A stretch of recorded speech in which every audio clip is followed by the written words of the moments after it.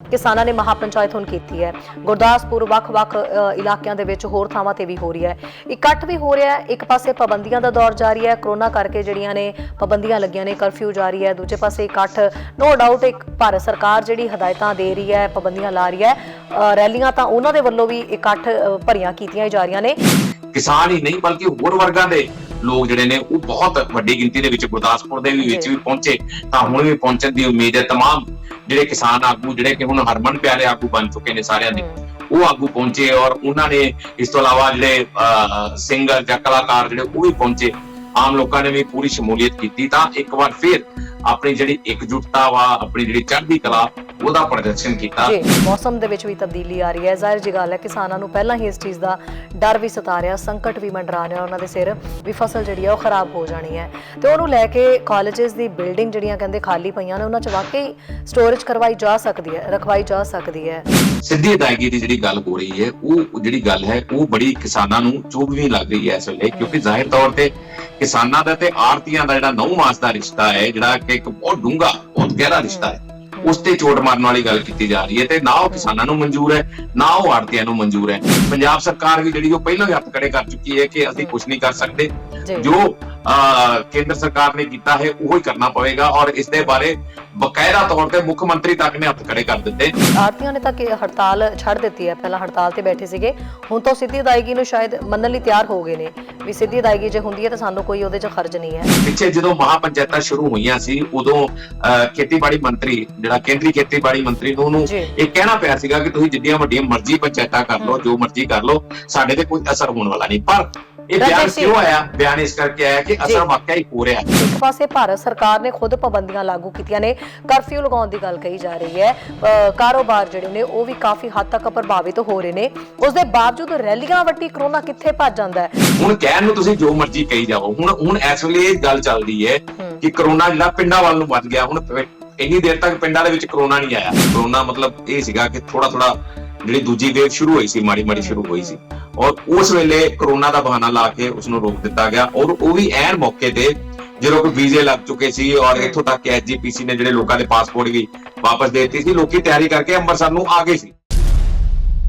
ਸਤਿ ਸ਼੍ਰੀ ਅਕਾਲ ਜੀ and good morning to all. ਕੀ ਹਾਲ ਚਾਲ ਹੈ ਜੀ ਸਾਰੇ ਦਰਸ਼ਕਾਂ ਦਾ ਜਿਨ੍ਹਾਂ ਦੀ ਸੋਹਣੀ ਜੀ ਸਵੇਰ ਸਾਡੇ ਨਾਲ ਚੜ੍ਹੀ ਹੈ, ਉਹਨਾਂ ਨੂੰ ਗੁੱਡ ਮਾਰਨਿੰਗ, ਬਾਕੀਆਂ ਨੂੰ ਪਿਆਰ ਭਰੀ ਸਤਿ ਸ਼੍ਰੀ ਅਕਾਲ। ਸੋ ਸਾਰੀ ਦੇ ਵਿੱਚ ਬਹੁਤ ਸੋਹਣੀ ਸਵੇਰ ਅੱਜ ਚੜ੍ਹੀ ਹੈ, ਧੁੱਪ ਵੀ ਚੜ੍ਹ ਗਈ ਹੈ ਬੜੀ ਸੋਹਣੀ ਤੇ ਸੋਹਣਾ ਦਿਨ ਨਿਕਲਿਆ। ਸੋ ਹੁਣ ਇਹ ਜ਼ਰੂਰ ਦੱਸਿਓ ਵੀ ਤੁਸੀਂ ਵੀਕਐਂਡ ਦੇ ਉੱਤੇ ਜਿਹੜਾ ਹੈ ਉਹ ਸੇਫਟੀ ਦੇ ਨਾਲ ਆਪਣੇ ਵੀਕਐਂਡ ਨੂੰ ਮਨਾਇਆ, ਯਾਨੀ ਕਿ ਘਰ ਦੇ ਵਿੱਚ ਵੀ ਰਹੇ ਹੋ ਜੇ ਤਾਂ ਸਹੀ ਤਰੀਕੇ ਨਾਲ ਰਹੇ ਹੋ, ਬਾਹਰ ਤਾਂ ਜ਼ਿਆਦਾ ਨਹੀਂ ਨਿਕਲੇ ਕਿਉਂਕਿ ਕੋਵਿਡ ਦੀ ਜਿਹੜੀ ਕਹਿ ਸਕਦੇ ਹਾਂ ਵੀ ਨਵਾਂ ਵੇਰੀਐਂਟ ਤੇ ਕੋਵਿਡ ਦੋਵੇਂ ਮਿਲ ਕੇ ਕਾਫੀ ਜ਼ਿਆਦਾ ਖਤਰਾ ਇਹਨਾਂ ਦਾ ਮੰਡਰਾ ਰਿਹਾ ਹੈ ਔਰ ਹਰ ਦੇਸ਼ ਦੇ ਵਿੱਚ ਕਈ ਥਾਵਾਂ ਦੇ ਉੱਤੇ ਲੋਕਡਾਊਨ ਖੁੱਲ ਚੁੱਕੇ ਸੀ, ਦੁਬਾਰਾ ਤੋਂ ਲੱਗ ਰਹੇ ਨੇ।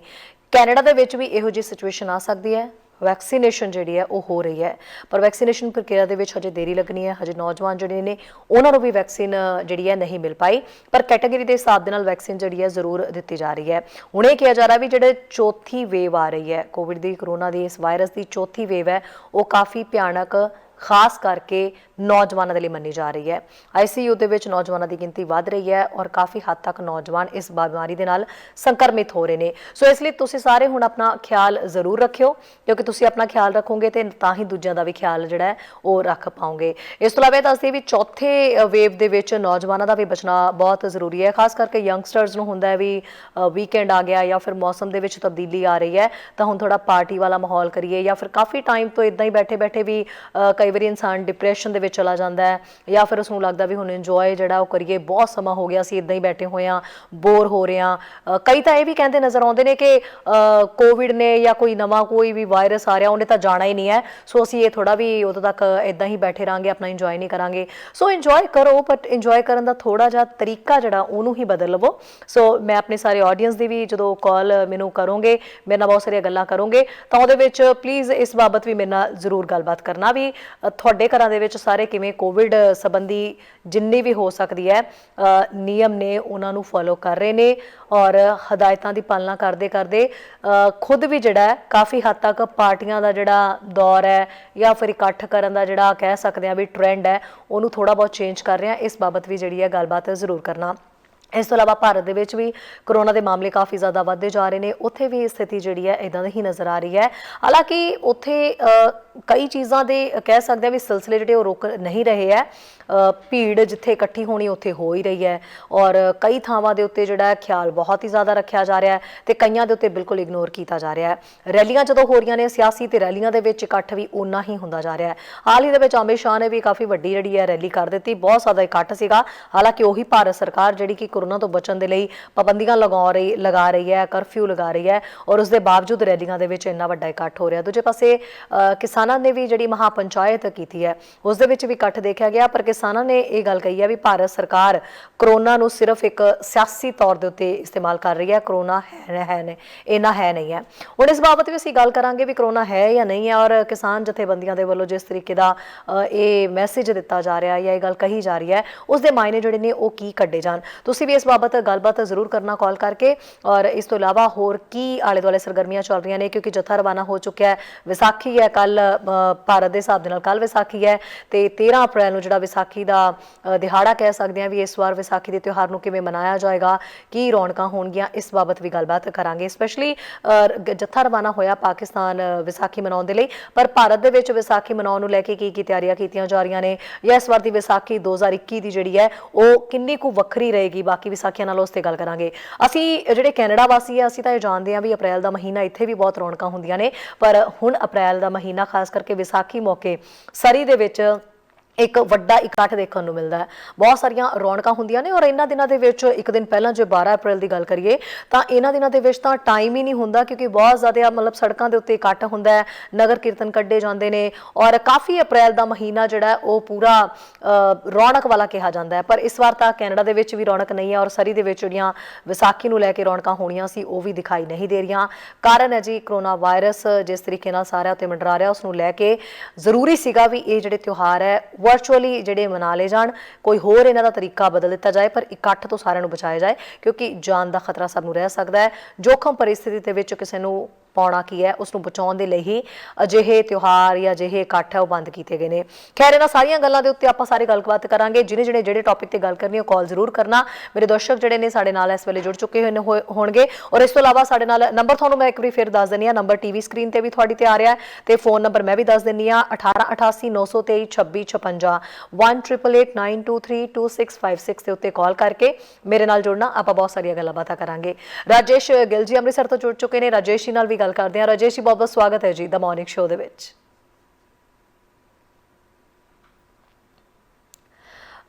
ਜੀ ਔਰ ਇਸ ਤੋਂ ਪਹਿਲਾਂ ਇਹ ਦੱਸ ਦਈਏ ਵੀ ਰਾਜੇਸ਼ ਜੀ ਨਾਲ ਅਸੀਂ ਸੰਪਰਕ ਕਰਨ ਦੀ ਕੋਸ਼ਿਸ਼ ਵੀ ਕਰਦੇ ਹਾਂ ਤੇ ਨਾਲ ਹੀ ਇਹ ਦੱਸ ਦਈਏ ਵੀ ਵਿਸਾਖੀ ਦੀਆਂ ਰੌਣਕਾਂ ਨੂੰ ਲੈ ਕੇ ਤੁਸੀਂ ਦੇਖ ਸਕਦੇ ਹੋ ਕਿਸ ਤਰੀਕੇ ਦੀ ਜਿਹੜੀ ਹੈ ਤਿਆਰੀ ਉਲੀਕੀ ਗਈ ਹੈ ਔਰ ਇਹ ਜਿਹੜੇ ਸ਼ਾਰਟਸ ਨੇ ਆਪਣੇ ਆਪ ਦੇ ਵਿੱਚ ਇਹ ਤਾਂ ਚੀਜ਼ ਨੂੰ ਬਿਆਨ ਕਰ ਹੀ ਰਹੇ ਨੇ ਕਿ ਕਿੰਨੀ ਇਸ ਵਾਰ ਦੀ ਵਿਸਾਖੀ ਜਿਹੜੀ ਹੈ ਉਹ ਅਲੱਗ ਰਹਿ ਸਕਦੀ ਹੈ ਜਾਂ ਫਿਰ ਇਸ ਤੋਂ ਪਹਿਲਾਂ ਜਿਸ ਤਰੀਕੇ ਨਾਲ ਕਿਸਾਨਾਂ ਦੇ ਉੱਤੇ ਕਹਿ ਸਕਦੇ ਹਾਂ ਵੀ ਕਣਕ ਦੀ ਅਦਾਇਗੀ ਨੂੰ ਲੈ ਕੇ ਵੱਡਾ ਖਤਰਾ ਮੰਡਰਾ ਰਿਹਾ ਸੀ। ਹਾਲਾਂਕਿ ਵਿਸਾਖੀ ਦਾ ਤਿਉਹਾਰ ਜਿਹੜਾ ਪੰਜਾਬ ਦੇ ਲੋਕਾਂ ਦੇ ਲਈ, ਪੰਜਾਬੀਆਂ ਦੇ ਲਈ ਬਹੁਤ ਮਾਇਨੇ ਰੱਖਦਾ ਹੈ, ਬੜਾ ਹੀ ਖੁਸ਼ੀ ਦੇ ਨਾਲ ਇਹਨੂੰ ਮਨਾਇਆ ਜਾਂਦਾ ਹੈ ਔਰ ਇਹ ਵੀ ਕਹਿ ਸਕਦੇ ਹਾਂ ਵੀ ਇੱਕ ਤਾਂ ਪੰਜਾਬੀ ਲੋਕਾਂ ਦੇ ਲਈ ਖੁਸ਼ੀਆਂ ਲੈ ਕੇ ਆਉਂਦਾ ਹੈ ਤਿਉਹਾਰ, ਦੂਜਾ ਖਾਲਸਾ ਸਿਰਜਣਾ ਦਿਵਸ ਯਾਨੀ ਇਸ ਦਿਨ ਸਿੱਖਾਂ ਦੇ 10ਵੇਂ ਗੁਰੂ ਗੋਬਿੰਦ ਸਿੰਘ ਜੀ ਨੇ 5 ਪਿਆਰਿਆਂ ਨੂੰ ਅੰਮ੍ਰਿਤਪਾਨ ਕਰਵਾ ਕੇ ਸਿੱਖਾਂ ਨੂੰ ਖਾਲਸ ਦਾ ਰੂਪ ਦਿੱਤਾ ਸੀ ਤੇ ਫਿਰ ਉਹਨਾਂ 5 ਪਿਆਰਿਆਂ ਤੋਂ ਆਪ ਵੀ ਅੰਮ੍ਰਿਤ ਛਕਿਆ ਸੀ, ਇਸ ਲਈ ਉਹਨਾਂ ਲਈ ਵੀ ਇਹ ਕਾਫੀ ਮਾਇਨੇ ਰੱਖਦਾ ਹੈ। ਸੋ ਪੰਜਾਬੀਆਂ ਦੇ ਲਈ ਵਿਸਾਖੀ ਤੇ ਦੂਜੀ ਖੁਸ਼ੀ ਇਹ ਹੁੰਦੀ ਹੈ ਕਿ ਇਸ ਦਿਨ ਉਹ ਕਣਕ ਦੀ ਫਸਲ ਦੀ ਕਟਾਈ ਕਰਕੇ ਕਿਸਾਨ ਮੰਡੀਆਂ ਦੇ ਵਿੱਚ ਵੇਚ ਕੇ ਪੈਸੇ ਘਰ ਲਿਆ ਕੇ ਆਪਣੀ ਖੁਸ਼ੀ ਮਨਾਉਂਦੇ ਨੇ, ਝੂਮਦੇ ਨੇ, ਨੱਚਦੇ ਨੇ, ਗਾਉਂਦੇ ਨੇ। ਸੋ ਇਹ ਸਭ ਕੁਝ ਚੱਲਦਾ ਰਹਿੰਦਾ ਹੈ ਤੇ ਅੰਮ੍ਰਿਤਸਰ ਦੇ ਵਰਪਾਲ ਪਿੰਡ ਦੇ ਵਿੱਚ ਨੌਜਵਾਨਾਂ ਤੇ ਕਿਸਾਨਾਂ ਨੇ ਵਿਸਾਖੀ ਦੀ ਖੁਸ਼ੀ ਜਿਹੜੀ ਹੈ ਉਹ ਇਸੇ ਹੀ ਰਵਾਇਤੀ ਜਿਹੜੀ ਕਹਿ ਸਕਦੇ ਹਾਂ ਤਰੀਕੇ ਦੇ ਨਾਲ ਹੀ ਹੈ ਨੱਚ ਗਾ ਕੇ ਖੁਸ਼ੀ ਮਨਾ ਕੇ ਜਿਹੜੀ ਹੈ ਉਹ ਸਾਂਝੀ ਕੀਤੀ। ਔਰ ਬਦਲਦੇ ਸਮੇਂ ਦੇ ਨਾਲ ਦੇਖ ਸਕਦੇ ਹੈ ਕਿ ਜਿਸ ਤਰੀਕੇ ਨਾਲ ਨੌਜਵਾਨ ਔਰਤਾਂ ਵੀ ਹੈ ਟਰੈਕਟਰ ਚਲਾ ਰਹੀਆਂ ਨੇ, ਅੱਜ ਕੱਲ੍ਹ ਸਮਾਂ ਕਿੰਨਾ ਬਦਲ ਚੁੱਕਾ ਔਰ ਕਿਸਾਨ ਜਿਹੜੇ ਨੇ ਉਹ ਕਣਕ ਦੀ ਫਸਲ ਜਿਹੜੀ ਹੈ ਖੇਤਾਂ ਦੇ ਵਿੱਚੋਂ ਕੱਟ ਰਹੇ ਨੇ। ਕਿਸਾਨਾਂ ਦਾ ਕਹਿਣਾ ਹੈ ਕਿ ਅਸੀਂ ਹਰ ਸਾਲ ਵਿਸਾਖੀ ਨੂੰ ਰਵਾਇਤੀ ਤਰ੍ਹਾਂ ਮਨਾਉਂਦੇ ਹਾਂ ਕਿਉਂਕਿ ਇਸ ਦਿਨ 6 ਮਹੀਨਿਆਂ ਤੋਂ ਯਾਨੀ ਕਿ ਪੁੱਤਾਂ ਵਾਂਗੂ ਜਿਹੜੀ ਉਹਨਾਂ ਦੀ ਪਾਲੀ ਫਸਲ ਹੈ ਉਹ ਖੇਤ ਦੇ ਵਿੱਚ ਕੱਟ ਕੇ ਵੇਚ ਕੇ ਉਹ ਆਉਂਦੇ ਨੇ। ਪਰ ਇਸ ਵਾਰ ਵਿਸਾਖੀ ਜਿਹੜੀ ਹੈ ਉਹ ਕੁਝ ਵੱਖਰੀ ਮੰਨੀ ਜਾ ਰਹੀ ਹੈ ਕਿਉਂਕਿ ਇਸ ਤਰ੍ਹਾਂ ਕਣਕ ਦੀ ਫਸਲ ਕੱਟ ਕੇ ਖੁਸ਼ੀ ਤਾਂ ਮਨਾ ਰਹੇ ਨੇ, ਪਰ ਦੂਜੇ ਪਾਸੇ ਕਿਸਾਨ ਖੇਤੀ ਕਾਨੂੰਨਾਂ ਦੇ ਖਿਲਾਫ ਦਿੱਲੀ ਦੀ ਸਰਹੱਦ ਦੇ ਉੱਤੇ ਸੜਕਾਂ ਤੇ ਬੈਠੇ ਆਪਣਾ ਸੰਘਰਸ਼ ਵੀ ਜਿਹੜਾ ਉਹ ਕਰ ਰਹੇ ਨੇ। ਸੋ ਇਸ ਲਈ ਇਸ ਵਾਰ ਖੁਸ਼ੀ ਦੇ ਨਾਲ ਕਹਿ ਸਕਦੇ ਹਾਂ ਵੀ ਦੁੱਖ ਵੀ ਕਿਸਾਨਾਂ ਦੇ ਉੱਤੇ ਮੰਡਰਾ ਰਿਹਾ, ਕਿਉਂਕਿ ਉਹਨਾਂ ਦੀਆਂ ਮੰਗਾਂ ਜਿਹੜੀ ਆ ਉਹਨਾਂ ਦੀ ਪਾਲਣਾ ਨਹੀਂ ਕੀਤੀ ਗਈ ਹੈ। ਸੋ ਇਹ ਅਸੀਂ ਤਸਵੀਰਾਂ ਜਿਹੜੀਆਂ ਤੁਹਾਨੂੰ ਦਿਖਾਈਆਂ, ਇਸ ਦੇ ਉੱਤੇ ਅਸੀਂ ਗੱਲਬਾਤ ਵੀ ਕਰਾਂਗੇ ਵੀ ਅੰਮ੍ਰਿਤਸਰ ਦੇ ਲੋਕਾਂ ਨੇ ਜਿਹੜੀ ਵਿਸਾਖੀ ਦੀ ਤਿਆਰੀ ਕਿਵੇਂ ਕੀਤੀ ਹੈ। ਰਾਜੇਸ਼ ਗਿੱਲ ਜੀ ਸਾਡੇ ਨਾਲ ਜੁੜ ਚੁੱਕੇ ਨੇ। ਰਾਜੇਸ਼ ਜੀ, ਸਵਾਗਤ ਹੈ ਜੀ ਦ ਮਾਰਨਿੰਗ ਸ਼ੋਅ ਦੇ ਵਿੱਚ। ਪਿਆਰ ਭਰੀ ਸਤਿ ਸ਼੍ਰੀ ਅਕਾਲ ਜੀ ਸਾਰਿਆਂ ਨੂੰ, ਬਹੁਤ ਬਹੁਤ ਸ਼ੁਕਰੀਆ। ਰਾਜੇਸ਼ ਜੀ, ਅਸੀਂ ਗੱਲ ਤਾਂ ਕਰਾਂਗੇ ਵੀ ਵਿਸਾਖੀ ਦੇ ਤਿਉਹਾਰ ਜਿਹੜਾ ਉਹ ਕੀ ਤਿਆਰੀਆਂ ਕੀਤੀਆਂ ਗਈਆਂ ਨੇ। 2021 ਦੀ ਵਿਸਾਖੀ ਕਿੰਨੀ ਕੁ ਅਲੱਗ ਹੈ, ਸਪੈਸ਼ਲੀ ਇਹਨਾਂ ਦਿਨਾਂ ਦੇ ਵਿੱਚ ਜਦੋਂ ਕਿਸਾਨ ਆਪਣਾ ਸੰਘਰਸ਼ ਅਲੱਗ ਤੋਂ ਲਾਈ ਬੈਠੇ ਨੇ। ਇਸ ਤੋਂ ਪਹਿਲਾਂ ਅਸੀਂ ਗੱਲ ਕਰਦੇ ਹਾਂ ਰਾਜੇਸ਼ ਜੀ, ਜਿਸ ਤਰੀਕੇ ਨਾਲ ਕਿਸਾਨਾਂ ਨੇ ਮਹਾਪੰਚਾਇਤ ਹੁਣ ਕੀਤੀ ਹੈ ਗੁਰਦਾਸਪੁਰ, ਵੱਖ-ਵੱਖ ਇਲਾਕਿਆਂ ਦੇ ਵਿੱਚ ਹੋਰ ਥਾਵਾਂ ਤੇ ਵੀ ਹੋ ਰਹੀ ਹੈ, ਇਕੱਠ ਵੀ ਹੋ ਰਿਹਾ ਹੈ। ਇੱਕ ਪਾਸੇ ਪਾਬੰਦੀਆਂ ਦਾ ਦੌਰ ਜਾਰੀ ਹੈ, ਕਰੋਨਾ ਕਰਕੇ ਜਿਹੜੀਆਂ ਨੇ ਪਾਬੰਦੀਆਂ ਲੱਗੀਆਂ ਨੇ, ਕਰਫਿਊ ਜਾਰੀ ਹੈ। ਦੂਜੇ ਪਾਸੇ ਇਕੱਠ, ਨੋ ਡਾਊਟ ਇੱਕ ਭਾਰਤ ਸਰਕਾਰ ਜਿਹੜੀ ਹਦਾਇਤਾਂ ਦੇ ਰਹੀ ਹੈ, ਪਾਬੰਦੀਆਂ ਲਾ ਰਹੀ ਹੈ। ਰੈਲੀਆਂ ਤਾਂ ਉਹਨਾਂ ਦੇ ਵੱਲੋਂ ਵੀ ਇਕੱਠ ਭਰੀਆਂ ਕੀਤੀਆਂ ਜਾ ਰਹੀਆਂ ਨੇ। ਸਭ ਤੋਂ ਪਹਿਲਾਂ ਤਾਂ ਜਦੋਂ ਕਿਸਾਨ ਅੰਦੋਲਨ ਨੂੰ ਲੈ ਕੇ ਮਹਾਪੰਚਾਇਤ ਜਿਹੜੀ ਕੀਤੀ ਗਈ ਹੈ, ਇਹਦੇ ਮਾਇਨੇ ਜਿਹੜੇ ਕੀ ਕੱਢੇ ਜਾਣ, ਕੀ ਇਸ ਦੇ ਵਿੱਚ ਕੁਝ ਅਲੱਗ ਮੈਸੇਜ ਦਿੱਤਾ ਗਿਆ ਜਾਂ ਕੁਝ ਇਹਨਾਂ ਮਹਾਪੰਚਾਇਤਾਂ ਦਾ ਕੋਈ ਨਾ ਕੋਈ ਅਸਰ ਹੁੰਦਾ ਦਿਖਾਈ ਦੇ ਰਿਹਾ ਅੱਗੇ? ਦੇਖੋ, ਸਭ ਤੋਂ ਪਹਿਲਾਂ ਤੇ ਸਾਰਿਆਂ ਨੂੰ ਵਿਸਾਖੀ ਦੇ ਦਿਹਾੜੇ ਦੀਆਂ ਜਿਹੜੀਆਂ ਬਹੁਤ-ਬਹੁਤ ਵਧਾਈਆਂ। ਤੇ ਕਿਉਂਕਿ ਕਿਤੇ ਨਾ ਕਿਤੇ ਵਿਸਾਖੀ ਦਾ ਤਿਉਹਾਰ ਜਿਹੜਾ ਹੈ ਉਹ ਪੰਜਾਬ ਦੇ ਕਿਸਾਨ ਨਾਲ ਬਹੁਤ ਹੀ ਗੁੱਝੇ ਤਰੀਕੇ ਨਾਲ ਜੁੜਿਆ ਹੋਇਆ ਹੈ, ਤੇ ਇਸ ਕਰਕੇ ਕਿਤੇ ਨਾ ਕਿਤੇ ਥੋੜਾ ਜਿਹਾ ਦੁੱਖ ਵੀ ਮਹਿਸੂਸ ਹੁੰਦਾ ਹੈ ਕਿ ਪਹਿਲਾਂ ਵਰਗਾ ਤਿਉਹਾਰ ਨਹੀਂ ਰਿਹਾ ਇਸ ਵਾਰ, ਜਿਹੜਾ ਕਿ ਹੋਣਾ ਚਾਹੀਦਾ ਹੈ। ਪਰ ਸਿੰਘ ਜਿਹੜਾ ਹਮੇਸ਼ਾ ਚੜ੍ਹਦੀ ਕਲਾ 'ਚ ਰਹਿੰਦਾ ਹੈ, ਤੇ ਉਸੇ ਚੜ੍ਹਦੀ ਕਲਾ ਦਾ ਜਿਹੜਾ ਪ੍ਰਤੀਤ ਹੈ ਪੂਰੀ ਦੁਨੀਆ ਵੇਖਦੀ ਹੈ, ਪੂਰੀ ਦੁਨੀਆ ਵਾਚਦੀ ਹੈ, ਤੇ ਉਹ ਜਿਹੜਾ ਸਾਨੂੰ ਵੇਖਣ ਨੂੰ ਮਿਲਦਾ ਹੈ। ਪਰ ਦੂਸਰੇ ਪਾਸੇ ਜਿਹੜੀ ਗੱਲ ਆਪਾਂ ਸ਼ੁਰੂ ਕਰ ਰਹੇ ਹਾਂ, ਸਭ ਤੋਂ ਪਹਿਲਾਂ ਜਿਹੜੀ ਮਹਾਸਭਾ ਤੋਂ ਗੱਲ ਕਰ ਰਹੇ ਹਾਂ, ਇਹ ਮਹਾਸਭਾ, ਇਹ ਮਹਾਪੰਚਾਇਤਾਂ ਉਸ ਦੌਰ ਦੇ ਵਿੱਚ ਹੋ ਰਹੀਆਂ ਨੇ ਜਦੋਂ ਕਿ ਇੱਕ ਪੂਰੀ ਤਰ੍ਹਾਂ ਨਾਲ ਸਰਕਾਰ ਨਾਲ ਗੱਲਬਾਤ ਦਾ ਸਿਲਸਿਲਾ ਟੁੱਟ ਚੁੱਕਾ ਹੈ। ਉਹ ਜਿਹੜਾ ਦੌਰ ਹੈ, ਉਹ ਜਦੋਂ ਰੋਜ਼ ਕੋਈ ਨਾ ਕੋਈ ਮੀਟਿੰਗ ਹੁੰਦੀ ਸੀ, ਔਰ ਮੀਟਿੰਗ ਤੋਂ ਬਾਅਦ ਇਹ ਕਿਹਾ ਜਾ ਸਕਦਾ ਸੀ ਕਿ ਮੀਟਿੰਗ ਬੇਸਿਕਤਾ ਨਿਕਲੀ। ਇਹ ਅਸੀਂ ਗੱਲਾਂ ਕਰਦੇ ਸੀ, ਹਰ ਮੀਟਿੰਗ ਤੋਂ ਬਾਅਦ ਸਾਨੂੰ ਲੱਗਦਾ ਸੀ ਕਿ ਕੁਝ ਨਾ ਕੁਝ ਨਿਕਲੂਗਾ। ਔਰ ਉਦੋਂ ਵੀ ਗੱਲ ਇੱਕੋ ਹੀ ਆਉਂਦੀ ਸੀ ਕਿ ਸੋਧਾਂ ਬਾਰੇ ਗੱਲ ਆਉਂਦੀ ਸੀ ਕਿ ਸੋਧਾਂ ਜਿਹੜੀਆਂ ਮੰਨ ਲਓ ਤੁਸੀਂ, ਤਾਂ ਉਸ ਤੋਂ ਬਾਅਦ ਜਿਹੜੀ ਆ ਉਹ ਕੋਈ ਹੋਰ ਗੱਲ ਹੋ ਸਕਦੀ ਹੈ। ਸੋਧਾਂ ਮੰਨਣ ਤੇ ਜ਼ੋਰ ਦਿੱਤਾ ਜਾਂਦਾ ਸੀਗਾ। ਉਸ ਤੋਂ ਬਾਅਦ 26 ਜਨਵਰੀ ਦਾ ਜਿਹੜਾ ਦਿਹਾੜਾ ਆਇਆ, ਸਾਰੇ ਅਸੀਂ ਜਾਣਦੇ ਹਾਂ ਉਸ ਤੋਂ ਬਾਅਦ ਕੀ ਕੁਝ ਹੋਇਆ।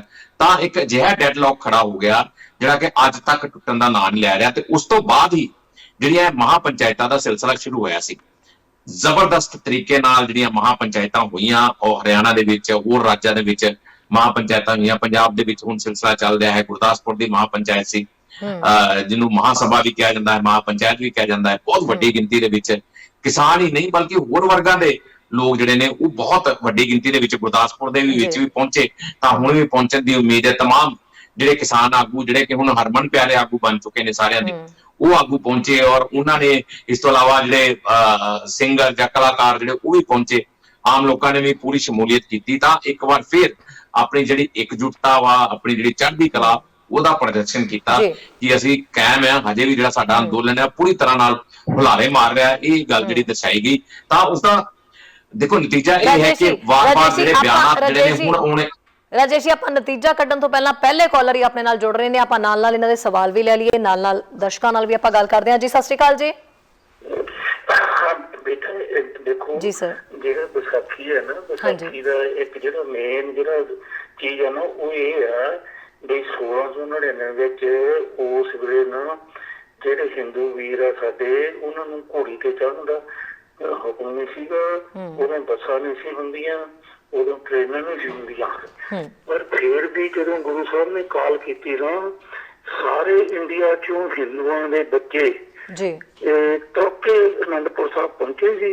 ਤੁਰ ਕੇ ਤੁਸੀਂ ਦੇਖੋ ਵੀ ਕਿੰਨੀ ਦੂਰ, ਕਿੰਨੀ ਦੂਰ। ਤੁਹਾਨੂੰ ਪਤਾ ਵੀ ਦੇਖੋ ਜਗਨਨਾਥਪੁਰੀ ਕਿੰਨੀ ਦੂਰ ਆ, ਗੁਜਰਾਤ ਕਿੰਨੀ ਦੂਰ ਆ। ਉੱਥੋਂ ਹਿੰਦੂਆਂ ਦੇ ਨੌਜਵਾਨ ਬੱਚੇ ਕਿੰਨੇ ਦਿਨ ਲਾ ਕੇ ਅਨੰਦਪੁਰ ਸਾਹਿਬ ਪਹੁੰਚੇ ਸੀਗੇ। 80,000 ਬੱਚਾ ਪਹੁੰਚਿਆ ਸੀਗਾ ਅਨੰਦਪੁਰ ਸਾਹਿਬ। ਤੇ ਇਹ ਕੌਣ ਹੁੰਦੇ RSS ਨੂੰ ਗਾਲਾਂ ਕੱਢਣ ਵਾਲੇ? ਇਹਨੂੰ ਦੱਸੋ। ਗੁਰੂ ਸਾਹਿਬ ਨੇ ਤਾਂ ਸਾਡੇ ਨੇ ਕੌਡੇ ਰਾਖਸ਼ ਨੂੰ ਵੀ ਸੰਤ ਕਹਿ ਕੇ ਕਿਹਾ, ਬੁਲਾਇਆ ਸੀਗਾ। ਤੇ ਇਸ ਕਰਕੇ ਇੱਕ ਤਾਂ ਇਹਨਾਂ ਨੂੰ ਇਹ ਸਮਝਾਉਣਾ ਚਾਹੀਦਾ, ਜਲ ਸਾਹਿਬ ਨੂੰ ਕਹੋ ਭਾਈ ਅਸੀਂ ਕਿਸੇ ਨੂੰ ਮਾੜਾ ਨਹੀਂ ਕਹਿਣਾ ਹੈਗਾ। ਬਿਲਕੁਲ। ਦੂਜੀ ਗੱਲ ਹੈ ਹਾਂ, ਇੱਥੇ ਬੇਟਾ ਇੱਕ ਹੋਰ ਸੀ ਬੇਨਤੀ ਵੀ ਨਾ, ਦੇਖੋ ਹੁਣ ਜਿੰਨੇ ਸਟੋਰ ਆ ਨਾ, SCI ਦੇ ਤੇ ਹੋਰ ਉਹ ਸਾਰੇ ਭਰੇ ਪਏ ਆ ਜੀ ਤੇ ਹੁਣ ਕਣਕ ਰੱਖਣ ਲਈ ਥਾਂ ਨਹੀਂ ਗਾ। ਇਹ ਕਣਕ ਰੱਖਣ ਲਈ ਥਾਂ ਹੁਣ ਆਪਾਂ ਨੂੰ ਬਣਾਉਣਾ ਪੈਣਾ। ਕਈ ਕਾਲਜਾਂ ਦੀਆਂ ਬਿਲਡਿੰਗਾਂ ਵਿਹਲੀਆਂ ਪਈਆਂ ਨੇ, ਉਹ ਕਾਲਜ ਵਾਲਿਆਂ ਨੂੰ ਚਾਹੀਦਾ ਵੀ ਲਓ ਜੀ ਤੁਸੀਂ ਇੱਥੇ ਸਟੋਰ ਕਰੋ ਹੈ। ਤੇ ਇੱਕ ਹੁਣ ਦੇਖੋ, ਨਹੀਂ ਤਾਂ ਸਾਰੀ ਦੀ ਸਾਰੀ ਕਣਕ ਜਿੰਨਾ ਪੈਸਾ ਨਾ, ਇਹ ਸਾਰੀ ਕਣਕ ਖਰਾਬ ਹੋ ਜਾਣੀ ਆ, ਉਹ ਕਰਜ਼ਾ ਪੰਜਾਬ ਸਿਰ ਚੜ ਜਾਣਾ ਤੇ ਮੁੜ ਕੇ ਕਿੱਥੋਂ ਮਿਲਣਾ ਵਾ। ਇਸ ਕਰਕੇ ਗੱਲ ਸਭ ਨੂੰ ਕਹੋ ਵੀ ਇਹਨਾਂ ਨੂੰ ਸਾਰਿਆਂ ਨੂੰ ਬੇਨਤੀ ਕਰਨ ਵੀ ਜਿੰਨੇ ਕਾਲਜ ਨੇ ਜਿੰਨਾ ਸਟਰੈਂਥ ਘੱਟ ਵਾ ਉਹਨਾਂ ਨੂੰ ਕਹਿਣ ਵੀ ਸਾਨੂੰ ਆਪਦੇ ਦੋ ਬੁਲਾ ਕੇ 20 ਕਮਰੇ ਉਹ ਕਣਕ ਰੱਖਣ ਲਈ ਦੇਣ, ਇਹਨਾਂ ਨੂੰ ਪੁੰਨ ਲੱਗੂਗਾ। ਬਿਲਕੁਲ ਜੀ sir, thank you so much. ਇਹ ਸਾਡੇ ਕਾਲਰ ਰਾਜੇਸ਼ ਜੀ, ਜਦੋਂ ਸ਼ੋਅ ਸ਼ੁਰੂ ਹੁੰਦਾ ਹੈ ਮੈਂ ਹਮੇਸ਼ਾ ਇਹਨਾਂ ਦਾ ਨਾਮ ਪੁੱਛਣਾ ਚਾਹੁੰਦੀ ਹਾਂ, ਬਟ ਸਰ ਬੜੀ ਜਲਦਬਾਜ਼ੀ 'ਚ ਗੱਲ ਕਰ ਜਾਂਦੇ ਨੇ, ਨਾਮ ਰਹਿ ਜਾਂਦਾ ਹੈ। ਪਰ ਇਹ ਹਮੇਸ਼ਾ ਜਦੋਂ ਆਪਣਾ ਸਵਾਲ ਰੱਖਦੇ ਨੇ ਜਾਂ ਗੱਲ ਕਹਿੰਦੇ ਨੇ ਤਾਂ ਇੱਕ ਇਹੋ ਜਿਹੀ ਸੁਜੈਸ਼ਨ ਜ਼ਰੂਰ ਦਿੰਦੇ ਨੇ ਜਿਹੜੀ ਵਾਕਈ ਕਿਤੇ ਨਾ ਕਿਤੇ ਢੁੱਕਦੀ ਹੁੰਦੀ ਹੈ ਵੀ ਇਹ ਹੋ ਜਾਣਾ ਚਾਹੀਦਾ ਹੈ। ਹੁਣ ਵੀ ਜਿਸ ਤਰੀਕੇ ਨਾਲ ਇਹਨਾਂ ਨੇ ਸੁਜੈਸ਼ਨ ਦਿੱਤੀ ਹੈ ਵੀ ਕਣਕ ਦੀ ਫਸਲ ਹੈ, ਝੋਨਾ ਹੈ, ਕੋਈ ਵੀ ਫਸਲ ਹੈ ਜੋ ਰੁਲ ਰਹੀ ਹੈ ਬਾਹਰ ਪਈ, ਅੱਗੇ ਮੌਸਮ ਦੇ ਵਿੱਚ ਵੀ ਤਬਦੀਲੀ ਆ ਰਹੀ ਹੈ, ਜ਼ਾਹਿਰ ਜੀ ਗੱਲ ਹੈ ਕਿਸਾਨਾਂ ਨੂੰ ਪਹਿਲਾਂ ਹੀ ਇਸ ਚੀਜ਼ ਦਾ ਡਰ ਵੀ ਸਤਾ ਰਿਹਾ, ਸੰਕਟ ਵੀ ਮੰਡਰਾ ਰਿਹਾ ਉਹਨਾਂ ਦੇ ਸਿਰ ਵੀ ਫਸਲ ਜਿਹੜੀ ਹੈ ਉਹ ਖਰਾਬ ਹੋ ਜਾਣੀ ਹੈ। ਤੇ ਉਹਨੂੰ ਲੈ ਕੇ ਕਾਲਜਿਸ ਦੀ ਬਿਲਡਿੰਗ ਜਿਹੜੀਆਂ ਕਹਿੰਦੇ ਖਾਲੀ ਪਈਆਂ ਨੇ ਉਹਨਾਂ 'ਚ ਵਾਕਈ ਸਟੋਰੇਜ ਕਰਵਾਈ ਜਾ ਸਕਦੀ ਹੈ, ਰਖਵਾਈ ਜਾ ਸਕਦੀ ਹੈ ਕਣਕ ਔਰ ਬਾਕੀ ਸਾਰੀਆਂ ਚੀਜ਼ਾਂ। ਸੋ ਕੀ ਲੱਗਦਾ ਵੀ ਕੋਈ ਇਦਾਂ ਦੀ ਪੰਜਾਬ ਸਰਕਾਰ ਦੇ ਵੱਲੋਂ ਕੋਈ ਫੈਸਿਲਿਟੀ ਦਾ ਪਲਾਨ ਕੀਤਾ ਜਾ ਸਕਦਾ ਹੈ? ਦੇਖੋ ਇਸ ਵੇਲੇ ਤੇ ਜਿਹੜਾ ਕ੍ਰਾਈਸਿਸ ਹੈ ਉਹ ਵੱਖਰੇ ਕਿਸਮ ਦਾ ਖੜਾ ਹੋ ਗਿਆ ਹੈ। ਉਹ ਕ੍ਰਾਈਸਿਸ ਇਹ ਹੈ ਕਿ ਜਿਹੜੀ ਸਿੱਧੀ ਅਦਾਇਗੀ ਦੀ ਜਿਹੜੀ ਗੱਲ ਹੋ ਰਹੀ ਹੈ, ਉਹ ਜਿਹੜੀ ਗੱਲ ਹੈ ਉਹ ਬੜੀ ਕਿਸਾਨਾਂ ਨੂੰ ਚੁਭਵੀਂ ਲੱਗ ਰਹੀ ਹੈ ਇਸ ਵੇਲੇ, ਕਿਉਂਕਿ ਜ਼ਾਹਿਰ ਤੌਰ ਤੇ ਕਿਸਾਨਾਂ ਦਾ ਤੇ ਆੜਤੀਆਂ ਦਾ ਜਿਹੜਾ 9 ਮਾਸ ਦਾ ਰਿਸ਼ਤਾ ਹੈ, ਜਿਹੜਾ ਕਿ ਇੱਕ ਬਹੁਤ ਡੂੰਘਾ ਬਹੁਤ ਗਹਿਰਾ ਰਿਸ਼ਤਾ ਹੈ, ਉਸ ਤੇ ਚੋਟ ਮਾਰਨ ਵਾਲੀ ਗੱਲ ਕੀਤੀ ਜਾ ਰਹੀ ਹੈ। ਤੇ ਨਾ ਉਹ ਕਿਸਾਨਾਂ ਨੂੰ ਮਨਜ਼ੂਰ ਹੈ ਨਾ ਉਹ ਆੜਤੀਆਂ ਨੂੰ ਮਨਜ਼ੂਰ ਹੈ। ਹਾਲੇ ਸ਼ਹਿਰੀ ਕੀ ਫਸਲ ਜਿਹੜੀ ਆ ਉਹ ਪੂਰੀ ਤਰ੍ਹਾਂ ਖੇਤਾਂ ਦੇ ਵਿੱਚ ਨਹੀਂ ਆ ਰਹੀ ਔਰ ਮੰਨਿਆ ਜਾ ਰਿਹਾ ਕਿ ਹੋਰ 2-4 ਦਿਨਾਂ ਦੇ ਵਿੱਚ ਜਿਹੜੀ ਫਸਲ ਹੈ ਉਹ ਆਉਣੀ ਸ਼ੁਰੂ ਹੋ ਜਾਏਗੀ। ਔਰ ਸਭ ਤੋਂ ਵੱਡੀ ਗੱਲ, ਜੇ ਆੜਤੀਏ ਜਦੋਂ ਫਸਲ ਵਾਸਤੇ ਤਿਆਰੀਆਂ ਨਹੀਂ ਕਰਦੇ ਤਾਂ ਉਦੋਂ ਸਭ ਤੋਂ ਵੱਡਾ ਫਿਰ ਨੁਕਸਾਨ ਕਿਸਾਨਾਂ ਨੂੰ ਹੁੰਦਾ ਹੈ। ਤੇ ਇਹਦੇ ਵਿੱਚ ਵੀ ਹੁਣ ਐਸੇ ਵੇਲੇ ਇਹ ਹੋ ਰਿਹਾ। ਇਸੇ ਕਰਕੇ ਮੈਂ ਕਹਿ ਰਿਹਾ ਕਿ ਕਿਸਾਨਾਂ ਵਾਸਤੇ ਜਿਹੜੀ ਵਿਸਾਖੀ ਉਹਦੀ ਵਧੀਆ ਨਹੀਂ ਹੈ, ਉਹ ਫਿੱਕੀ ਫਿੱਕੀ ਹੈ, ਕਿਉਂਕਿ ਜ਼ਾਹਿਰ ਤੌਰ ਤੇ ਇੱਕ ਤਾਂ ਸਰਹੱਦਾਂ ਤੇ ਬੈਠੇ ਨੇ, ਦਿੱਲੀ ਦੀਆਂ ਬੁਰੂਹਾਂ ਤੇ ਬੈਠੇ ਨੇ ਕਿਸਾਨ, ਕਦੋਂ ਦੇ ਪਰੇਸ਼ਾਨ ਹੋ ਰਹੇ ਨੇ, ਪਿੱਛੇ ਸਾਰਾ ਪੰਜਾਬ ਪਰੇਸ਼ਾਨ ਹੈ। ਔਰ ਦੂਜੇ ਪਾਸੇ ਜਿਹੜੀਆਂ ਫਸਲਾਂ ਲੈ ਕੇ ਆ ਰਹੇ ਨੇ ਤਾਂ ਉਹ ਫਸਲਾਂ ਹੱਲ ਦੀ ਕੜੀ ਰੁਲਣੀਆਂ ਹੀ ਨੇ। ਹਾਲ ਦੀ ਕੜੀ ਕੋਈ ਅਜਿਹਾ ਜਿਹੜਾ ਤਰੀਕਾ ਕਰ ਨਹੀਂ ਹੈ। ਪੰਜਾਬ ਸਰਕਾਰ ਵੀ ਜਿਹੜੀ ਉਹ ਪਹਿਲਾਂ ਹੀ ਹੱਥ ਖੜੇ ਕਰ ਚੁੱਕੀ ਹੈ ਕਿ ਅਸੀਂ ਕੁਝ ਨਹੀਂ ਕਰ ਸਕਦੇ, ਜੋ ਕੇਂਦਰ ਸਰਕਾਰ ਨੇ ਕੀਤਾ ਹੈ ਉਹੀ ਕਰਨਾ ਪਵੇਗਾ। ਔਰ ਇਸ ਦੇ ਬਾਰੇ ਬਕਾਇਦਾ ਤੌਰ ਤੇ ਮੁੱਖ ਮੰਤਰੀ ਤੱਕ ਨੇ ਹੱਥ ਖੜੇ ਕਰ ਦਿੱਤੇ ਕਿ ਜੋ ਉੱਪਰੋਂ ਹੁਕਮ ਹੋਇਆ ਹੈ ਉਸ ਦੀ ਹੁਕਮ ਅਦੂਲੀ ਨਹੀਂ ਹੋ ਸਕਦੀ, ਨਹੀਂ ਕੀਤੀ ਜਾ ਸਕਦੀ। ਸੋ ਇਹ तमाम ਚੀਜ਼ਾਂ ਜਿਹੜੀਆਂ ਆਉਣ ਵਾਲੇ ਸਮੇਂ ਦੇ ਵਿੱਚ ਕੁਝ ਦਿਨਾਂ 'ਚ, ਬਹੁਤਾ ਲੰਮਾ ਸਮਾਂ ਨਹੀਂ, ਕੁਝ ਦਿਨਾਂ ਦੇ ਵਿੱਚ ਹੀ ਜਿਹੜੀ ਵੱਡੀ ਮੁਸ਼ਕਲ ਖੜੀ ਹੋ ਸਕਦੀ ਹੈ। ਹਾਲਾਂਕਿ ਹੋਰ ਬਦਲਵੇਂ ਢੰਗ ਲੱਭਣ ਦੀ ਕੋਸ਼ਿਸ਼ ਕੀਤੀ ਜਾ ਰਹੀ ਹੈ, ਪਰ ਉਹ ਬਦਲਵੇਂ ਢੰਗ ਕੀ ਹੋਣਗੇ ਇਹ ਜਿਹੜਾ ਵਾ ਉਹ ਆੜਤੀਆਂ ਨੂੰ ਨਾ ਮਨਜ਼ੂਰ ਹੈ ਤੇ ਨਾ ਕਿਸਾਨਾਂ ਨੂੰ ਮਨਜ਼ੂਰ ਹੈ। ਤੇ ਸਿਰਫ ਇੱਕੋ ਹੀ ਲੀਹ ਤੇ ਚੱਲਣ ਦੀ ਗੱਲ ਕੀਤੀ ਜਾ ਰਹੀ ਹੈ ਕਿ ਇਹ ਜਿਹੜੀ ਸਿੱਧੀ ਅਦਾਇਗੀ ਕਿਸਾਨਾਂ ਨੂੰ ਕੀਤੀ ਜਾਏ, ਜਿਹੜੀ ਕਿ ਕਿਸੇ ਨੂੰ ਵੀ ਮਨਜ਼ੂਰ ਨਹੀਂ। ਇਸੇ ਕਰਕੇ ਹੁਣ ਫਸਲ ਤਾਂ ਸਟੋਰ ਉਦੋਂ ਹੀ ਹੋਏਗੀ ਜਦੋਂ ਆੜਤੀ ਜਿਹੜੇ ਨੇ ਉੱਥੇ ਉਹਨਾਂ ਨੂੰ ਬਾਰਦਾਨਾ ਦੇਣਗੇ, ਉੱਥੇ ਉਹ ਫਸਲ ਨੂੰ ਚੁੱਕਣ ਦਾ, ਲੇਬਰ ਦਾ ਸਾਰਾ ਪ੍ਰਬੰਧ ਜਿਹੜਾ ਉਹ ਆੜਤੀਆਂ ਨੇ ਕਰਨਾ ਹੁੰਦਾ ਹੈ। ਕਿ ਉਦੋਂ ਹੀ ਫਸਲ ਜਿਹੜੀ ਹੈ, ਕਿਉਂਕਿ ਫਸਲ ਦੀ ਢੇਰੀ ਦਾ ਲਾਦ ਨਹੀਂ, ਕਿਸਾਨ ਨੇ ਆ ਕੇ ਸਿਰਫ ਢੇਰੀ ਲਾਉਣੀ ਹੈ। ਢੇਰੀ ਬਾਅਦ ਚੋਂ ਉਸਦੀ ਛੜਾਈ ਕਰਨੀ, ਉਸਨੂੰ ਬਾਰਦਾਨਾ ਪ੍ਰੋਵਾਈਡ ਕਰਨਾ, ਉਸਨੂੰ ਲੇਬਰ ਪ੍ਰੋਵਾਈਡ ਕਰਨਾ, ਉਸਦੀ ਲਿਫਟਿੰਗ ਕਰਵਾਉਣੀ, ਇਹ तमाम ਜਿਹੜੇ ਕੰਮ ਹੈ, ਤੋਲ ਕਰਨਾ, ਸਾਰੀਆਂ ਚੀਜ਼ਾਂ ਜਿਹੜੀਆਂ ਨੇ ਇਹ ਆੜਤੀਆਂ ਦਾ ਕੰਮ ਹੁੰਦਾ ਹੈ। ਔਰ ਉਹਨਾਂ ਨੇ ਇਹ ਕੰਮ ਕਰਕੇ ਪੂਰੀ ਸਫਾਈ ਨਾਲ ਜਿਹੜੀ ਆ ਉਹ ਫਸਲ ਚੁੱਕਣੀ ਹੁੰਦੀ ਹੈ। ਔਰ ਪੰਜਾਬ ਦੇ ਵਿੱਚ ਤਾਂ ਸਿਸਟਮ ਇਹ ਚੱਲਦਾ ਹੈ ਕਿ ਕਿਸਾਨ ਜਦੋਂ ਫਸਲ ਝੋਨਾ ਜਾਂ ਕੋਈ ਫਸਲ ਲੈ ਕੇ ਬਾਅਦ ਚ ਆਉਂਦਾ ਹੈ, ਉਸਦੀ ਅਦਾਇਗੀ ਤਾਂ ਉਸਨੂੰ ਪਹਿਲਾਂ ਹੀ ਹੋ ਚੁੱਕੀ ਹੁੰਦੀ ਹੈ। ਇਹ ਜਿਹੜੀਆਂ ਚੀਜ਼ਾਂ ਨੇ ਇਹਨੂੰ ਅਵਾਇਡ ਨਹੀਂ ਕੀਤਾ ਜਾ ਸਕਦਾ ਕਿਸੇ ਕਿਸਮ ਤੇ ਵੀ। ਤੇ ਇਸ ਕਰਕੇ ਜਿਹੜੀ ਉਸਨੂੰ ਸਟੋਰ ਕਰਨ ਦੀ ਗੱਲ ਹੈ ਕਿ ਫਸਲ ਆਉਂਦੀ ਹੈ ਉਸਨੂੰ ਸਟੋਰ ਕਰ ਲੈਣਾ, ਉਹ ਤਾਂ ਬਾਅਦ ਦੀ ਗੱਲ ਹੈ। ਸਟੋਰ ਤਾਂ ਤਦ ਹੀ ਹੋਏਗੀ ਨਾ ਜੇ ਆੜਤੀ ਜਿਹੜਾ ਵਿਚੋਲੇ ਆ, ਜਿਹਨੂੰ ਮਿਡਲਮੈਨ ਕਹਿੰਦੇ ਨੇ, ਉਹ ਜਿਹੜਾ ਹੈ ਉਹ ਉਹਨਾਂ ਦਾ ਆਪਸ ਦੇ ਵਿੱਚ ਜਿਹੜਾ ਤਾਲਮੇਲ ਬੈਠਿਆ ਹੈ ਔਰ ਬੜਾ ਸਫਲ ਤਰੀਕੇ ਨਾਲ ਲੰਮੇ ਸਮੇਂ ਤੋਂ ਪੰਜਾਬ ਹਰਿਆਣਾ ਦੀ ਜੇ ਖਾਸ ਤੌਰ ਤੇ ਗੱਲ ਕਰੀਏ, ਉਹ ਲੰਮੇ ਸਮੇਂ ਤੋਂ ਬੜੇ ਸਫਲ ਤਰੀਕੇ ਨਾਲ ਚੱਲ ਰਿਹਾ ਹੈ। ਉਸਨੂੰ ਤੋੜਨ ਦੀ ਕੋਸ਼ਿਸ਼ ਹੈ। ਤਾਂ ਜੇ ਉਹ, ਕਿਉਂਕਿ ਦੇਖੋ ਨੈਰੇਟਿਵ ਤੇ ਅਲਟੀਮੇਟਲੀ ਉਹੀ ਹੈ ਜਿਹੜਾ ਅਸੀਂ ਲਗਾਤਾਰ ਗੱਲਾਂ ਕਰਦੇ ਆ ਰਹੇ ਹਾਂ, ਜਿੱਦਾਂ ਲਗਾਤਾਰ ਕਿਸਾਨਾਂ ਵੱਲੋਂ ਵਿਰੋਧ ਕੀਤਾ ਜਾ ਰਿਹਾ ਹੈ ਕਿ ਇਹ ਮੰਡੀਆਂ ਨੂੰ ਤੋੜਨ ਦੀ ਸਾਜ਼ਿਸ਼ ਹੈ, ਇਹ ਆੜਤੀਆਂ ਨੂੰ ਖਤਮ ਕਰਨ ਦੀ ਸਾਜ਼ਿਸ਼ ਹੈ। ਇਹ ਸਿੱਧੀ ਅਦਾਇਗੀ ਜਿਹੜੀ ਉਹ ਇਸੇ ਤਰੀਕੇ ਦਾ ਹੀ, ਇਸ ਨੂੰ ਇਨਡਾਇਰੈਕਟ ਵੇ ਨਾਲ ਉਸੇ ਪਾਸੇ ਲੈ ਜਾਣ ਵਾਲੀ ਗੱਲ ਹੈ। ਇਸੇ ਕਰਕੇ ਹੀ ਇਸ ਦਾ ਵਿਰੋਧ ਕੀਤਾ ਜਾ ਰਿਹਾ ਹੈ। ਜੀ ਸੋ ਇਸ ਲਈ ਰਾਜੇਸ਼ ਜੀ ਆੜਤੀਆਂ ਨੇ ਤਾਂ ਹੜਤਾਲ ਛੱਡ ਦਿੱਤੀ ਹੈ, ਪਹਿਲਾਂ ਹੜਤਾਲ ਤੇ ਬੈਠੇ ਸੀਗੇ, ਹੁਣ ਤਾਂ ਸਿੱਧੀ ਅਦਾਇਗੀ ਨੂੰ ਸ਼ਾਇਦ ਮੰਨਣ ਲਈ ਤਿਆਰ ਹੋ ਗਏ ਨੇ ਵੀ ਸਿੱਧੀ ਅਦਾਇਗੀ ਜੇ ਹੁੰਦੀ ਹੈ ਤਾਂ ਸਾਨੂੰ ਕੋਈ ਉਹਦੇ 'ਚ ਖਰਚ ਨਹੀਂ ਹੈ। ਸੋ ਕੀ ਇਹੋ ਜਿਹੀ ਤਸਵੀਰ ਨਜ਼ਰ ਆ ਰਹੀ ਹੈ? ਔਰ ਦੂਜੇ ਪਾਸੇ ਮਹਾਪੰਚਾਇਤ ਦੀ ਅਸੀਂ ਗੱਲ ਕਰ ਰਹੇ ਸੀਗੇ ਵੀ ਕਿਸਾਨ ਮਹਾਪੰਚਾਇਤਾਂ ਕਰ ਰਹੇ ਨੇ, ਉਹਨਾਂ ਮਹਾਪੰਚਾਇਤਾਂ ਦੀ ਥੋੜੀ ਜਿਹੀ ਦੱਸੋ ਵੀ ਕੀ ਭੂਮਿਕਾ ਲੱਗਦੀ ਹੈ, ਅੱਗੇ ਬੰਨੀ ਜਾ ਰਹੀ ਰਣਨੀਤੀ ਅਗਲੀ ਕੀ ਲੱਗ ਰਹੀ ਹੈ ਜਾਂ ਕੀ ਪਲੈਨਿੰਗ, ਔਰ ਸਪੈਸ਼ਲੀ ਬਾਰਡਰਾਂ ਦੇ ਉੱਤੇ ਅਸੀਂ ਕਾਫੀ ਦਿਨ ਤੋਂ ਅਪਡੇਟ ਨਹੀਂ ਲਿਆ, ਉੱਥੇ ਕੀ ਚੱਲ ਰਿਹਾ, ਕੀ ਅਜੇ ਵੀ ਜਿਉਂ ਦੀ ਤਿਉਂ ਸਥਿਤੀ ਬਣੀ ਹੋਈ ਹੈ? ਸ਼ਹਿਰੀ ਆਪਣਾ ਸਵਾਲ ਦੁਹਰਾਓਗੇ, ਮੈਨੂੰ ਥੋੜਾ ਲੌਡੀਬਲ ਨਹੀਂ ਹੈ ਅੱਜ। ਜੀ ਰਾਜੇਸ਼ ਜੀ ਬਿਲਕੁਲ ਸਵਾਲ ਦੁਹਰਾਓਗੇ ਜਰਾ ਆਪਣਾ। ਮੈਂ ਸਵਾਲ ਦੁਬਾਰਾ ਤੋਂ ਦੁਹਰਾਨੀ ਆ। ਸਵਾਲ ਹੈ ਕਿ ਜਿਸ ਤਰੀਕੇ ਨਾਲ ਕਿਸਾਨ ਮਹਾਪੰਚਾਇਤਾਂ ਕਰ ਰਹੇ ਨੇ ਔਰ ਗੁਰਦਾਸਪੁਰ ਦੇ ਵਿੱਚ ਵੀ ਇਹ ਮਹਾਪੰਚਾਇਤ ਹੋਈ, ਵੱਖ-ਵੱਖ ਥਾਵਾਂ ਦੇ ਉੱਤੇ ਪਹੁੰਚ ਰਹੇ ਨੇ, ਇਹਦੇ ਮਾਇਨੇ ਅਸੀਂ ਕੱਢਣ ਦੀ ਕੋਸ਼ਿਸ਼ ਕਰ ਰਹੇ ਸੀ ਵੀ ਇਹਦੇ ਮਾਇਨੇ ਅੱਗੇ ਕਿੱਧਰ ਨੂੰ ਜਾ ਰਹੇ। ਕਈ ਦਿਨਾਂ ਤੋਂ ਅਪਡੇਟ ਸਾਡੇ ਤੱਕ ਨਹੀਂ ਪਹੁੰਚ ਰਿਹਾ ਵੀ ਅਪਡੇਟ ਬਾਰਡਰਾਂ ਦੇ ਉੱਤੇ ਕੀ ਚੱਲ ਰਿਹਾ, ਸਾਰੇ ਪਾਸੇ ਕੀ ਚੱਲ ਰਿਹਾ, ਉਸ ਅਪਡੇਟ ਬਾਰੇ ਵੀ ਦੱਸੋ ਵੀ ਜਿਉਂ ਦੀ ਤਿਉਂ ਹੀ ਸਥਿਤੀ ਜਿਹੜੀ ਹੈ ਉਹ ਬਣੀ ਹੋਈ ਹੈ। ਦੇਖੋ ਬਿਲਕੁਲ ਇਹ ਜਿਹੜੀਆਂ ਜਦੋਂ ਕੋਈ ਵੀ ਮਹਾਪੰਚਾਇਤ ਹੁੰਦੀ ਹੈ, ਮਹਾਸਭਾ ਹੁੰਦੀ ਹੈ, ਤਾਂ ਇਹ ਜਿਹੜੀਆਂ ਟੀਮਾਂ ਬਣੀਆਂ ਹੁੰਦੀਆਂ ਨੇ ਕਿਸਾਨਾਂ ਦੀਆਂ, ਖਾਸ ਤੌਰ ਤੇ ਜੇ ਆਪਾਂ ਇੱਧਰ ਮਾਝੇ ਦੀ ਗੱਲ ਕਰੀਏ ਤਾਂ ਮਾਝੇ ਦੇ ਵਿੱਚ ਸਭ ਤੋਂ ਵੱਧ ਸਰਗਰਮ ਰਹਿੰਦੀ ਹੈ ਕਿਸਾਨ ਮਜ਼ਦੂਰ ਸੰਘਰਸ਼ ਕਮੇਟੀ, ਜਿਹੜੀ ਸਰਵਨ ਸਿੰਘ ਬੰਦੇਰ ਤੇ ਪੰਨੂ ਵਾਲੀ ਜਿਹੜੀ ਕਮੇਟੀ ਹੈ, ਉਹ ਤੁਸੀਂ ਸਾਰੇ ਜਾਣਦੇ ਹੋ, ਉਹ ਸਰਗਰਮ ਰਹਿੰਦੀ ਹੈ। ਉਹ ਪਿੰਡਾਂ ਦੇ ਵਿੱਚ, ਹਰ ਪਿੰਡ ਦੇ ਵਿੱਚ ਜਾਂਦੀ ਹੈ, ਹਰ ਪਿੰਡਾਂ ਦੇ ਵਿੱਚ ਮੀਟਿੰਗਾਂ ਕੀਤੀਆਂ ਜਾਂਦੀਆਂ ਨੇ, ਲਗਾਤਾਰ ਉਹ ਮੀਟਿੰਗਾਂ ਅਪਡੇਟ ਕਰਦੇ ਨੇ, ਸਾਡੇ ਨਾਲ ਸਾਰੇ ਜੁੜੇ ਹੋਏ ਨੇ, ਤੇ ਉਹ ਮੀਟਿੰਗਾਂ ਲਗਾਤਾਰ ਅਪਡੇਟ ਹੁੰਦੀਆਂ ਉਹਨਾਂ ਦੀ ਹਰ ਥਾਂ ਤੇ, ਪਿੰਡ ਜਾ ਕੇ। ਔਰ ਪਿੰਡਾਂ ਦੇ ਵਿੱਚ ਜਦੋਂ ਜਾਂਦੇ ਨੇ, ਪਿੰਡਾਂ ਦੇ ਵਿੱਚ ਪਿੰਡਾਂ ਦੇ ਲੋਕ ਇਕੱਠੇ ਹੁੰਦੇ ਨੇ ਔਰ ਹਰ ਤਰ੍ਹਾਂ ਦੀ ਮਦਦ ਦੇਣ ਦੀ ਕੋਸ਼ਿਸ਼ ਕਰਦੇ ਨੇ, ਔਰ ਇਸ ਤਰ੍ਹਾਂ ਦਾ ਮਾਹੌਲ ਬਣ ਜਾਂਦਾ ਹੈ ਕਿ ਇੱਕ ਜੁਝਾਰੂ ਕੋਈ ਪਿੰਡ ਦੇ ਵਿੱਚ ਆਏ ਨੇ ਤੇ ਉਹਨਾਂ ਨੂੰ ਆਪਾਂ ਰਸਦ ਵੀ ਪਹੁੰਚਾਉਣੀ ਹੈ, ਉਹਨਾਂ ਨੂੰ ਆਪਾਂ ਲੈਣਾ ਮੰਤ ਵੀ ਕਰਨੀ ਹੈ, ਉਹਨਾਂ ਦੇ ਨਾਲ ਵੀ ਅਸੀਂ ਤੁਰਨਾ ਹੈ। ਇਹ ਸਾਰੀਆਂ ਚੀਜ਼ਾਂ ਜਿਹੜਾ ਇੱਕ ਜਜ਼ਬਾ ਪਿੰਡਾਂ ਦੇ ਵਿੱਚ ਵੇਖਣ ਨੂੰ ਮਿਲਦਾ ਹੈ। ਤੇ ਉਸ ਤੋਂ ਬਾਅਦ ਇਹ ਮਹਾਪੰਚਾਇਤ, ਮਹਾਸਭਾ ਦਾ ਜਿਹੜਾ ਵਾ ਉਹ ਰੂਪ ਲੈਂਦੀ ਹੈ, ਰੂਪ ਤਿਆਰ ਕਰਦੀ, ਜਿਸ ਨੂੰ ਅਸੀਂ ਦੇਖਦੇ ਹਾਂ ਕਿ ਇੱਕ ਮੰਚ ਲੱਗਾ ਹੁੰਦਾ ਹੈ, ਵੱਖ-ਵੱਖ ਕਿਸਾਨੀ ਨੇਤਾ ਉੱਥੇ ਪਹੁੰਚਦੇ ਨੇ ਔਰ ਉੱਥੇ ਹਰ ਵਰਗ ਦੇ ਲੋਕ ਪਹੁੰਚਦੇ ਨੇ, ਕਲਾਕਾਰ ਪਹੁੰਚਦੇ ਨੇ, ਤੇ ਪਰ ਇਸ ਦੇ ਪਿੱਛੇ ਜਿਹੜੀ ਮਿਹਨਤ ਹੁੰਦੀ ਹੈ ਉਹ ਵਾਕਈ ਕਿਸੇ ਨੂੰ ਨਜ਼ਰ ਨਹੀਂ ਆਉਂਦੀ। ਇਹ ਨਹੀਂ ਪਤਾ ਲੱਗਦਾ ਕਿ ਕਿੱਥੋਂ ਲੋਕ ਨਿਕਲ ਕੇ ਆ ਰਹੇ ਨੇ, ਕਿਸ ਤਰ੍ਹਾਂ ਮਹਾਪੰਚਾਇਤਾਂ ਦੇ ਵਿੱਚ ਸ਼ਾਮਿਲ ਹੋ ਰਹੇ ਨੇ, ਕਿਸ ਤਰ੍ਹਾਂ ਸ਼ਮੂਲੀਅਤ ਹੋ ਰਹੇ ਨੇ। ਔਰ ਇਸ ਵੇਲੇ ਕਿਉਂਕਿ ਵਾਢੀ ਦਾ ਟਾਈਮ ਹੈ, ਉਹਨਾਂ ਨੇ ਆਪਣਾ ਕੰਮਕਾਰ ਵੀ ਦੇਖਣਾ ਹੈ, ਉਹਨਾਂ ਨੇ ਜਿਹੜੀ ਵਾਢੀ ਹੈ ਉਹ ਚੱਲ ਰਹੀ ਹੈ, ਉਹਨੂੰ ਵੀ ਦੇਖਣਾ ਹੈ, ਫਸਲਾਂ ਨੂੰ ਜਿਹੜਾ ਖੇਤਾਂ ਦੇ ਵਿੱਚ ਲੈ ਕੇ ਜਾਣਾ ਹੈ, ਮੰਡੀਆਂ ਦੇ ਵਿੱਚ ਲੈ ਕੇ ਜਾਣਾ ਹੈ, ਤਮਾਮ ਚੀਜ਼ਾਂ ਵੀ ਵੇਖਣੀਆਂ ਨੇ।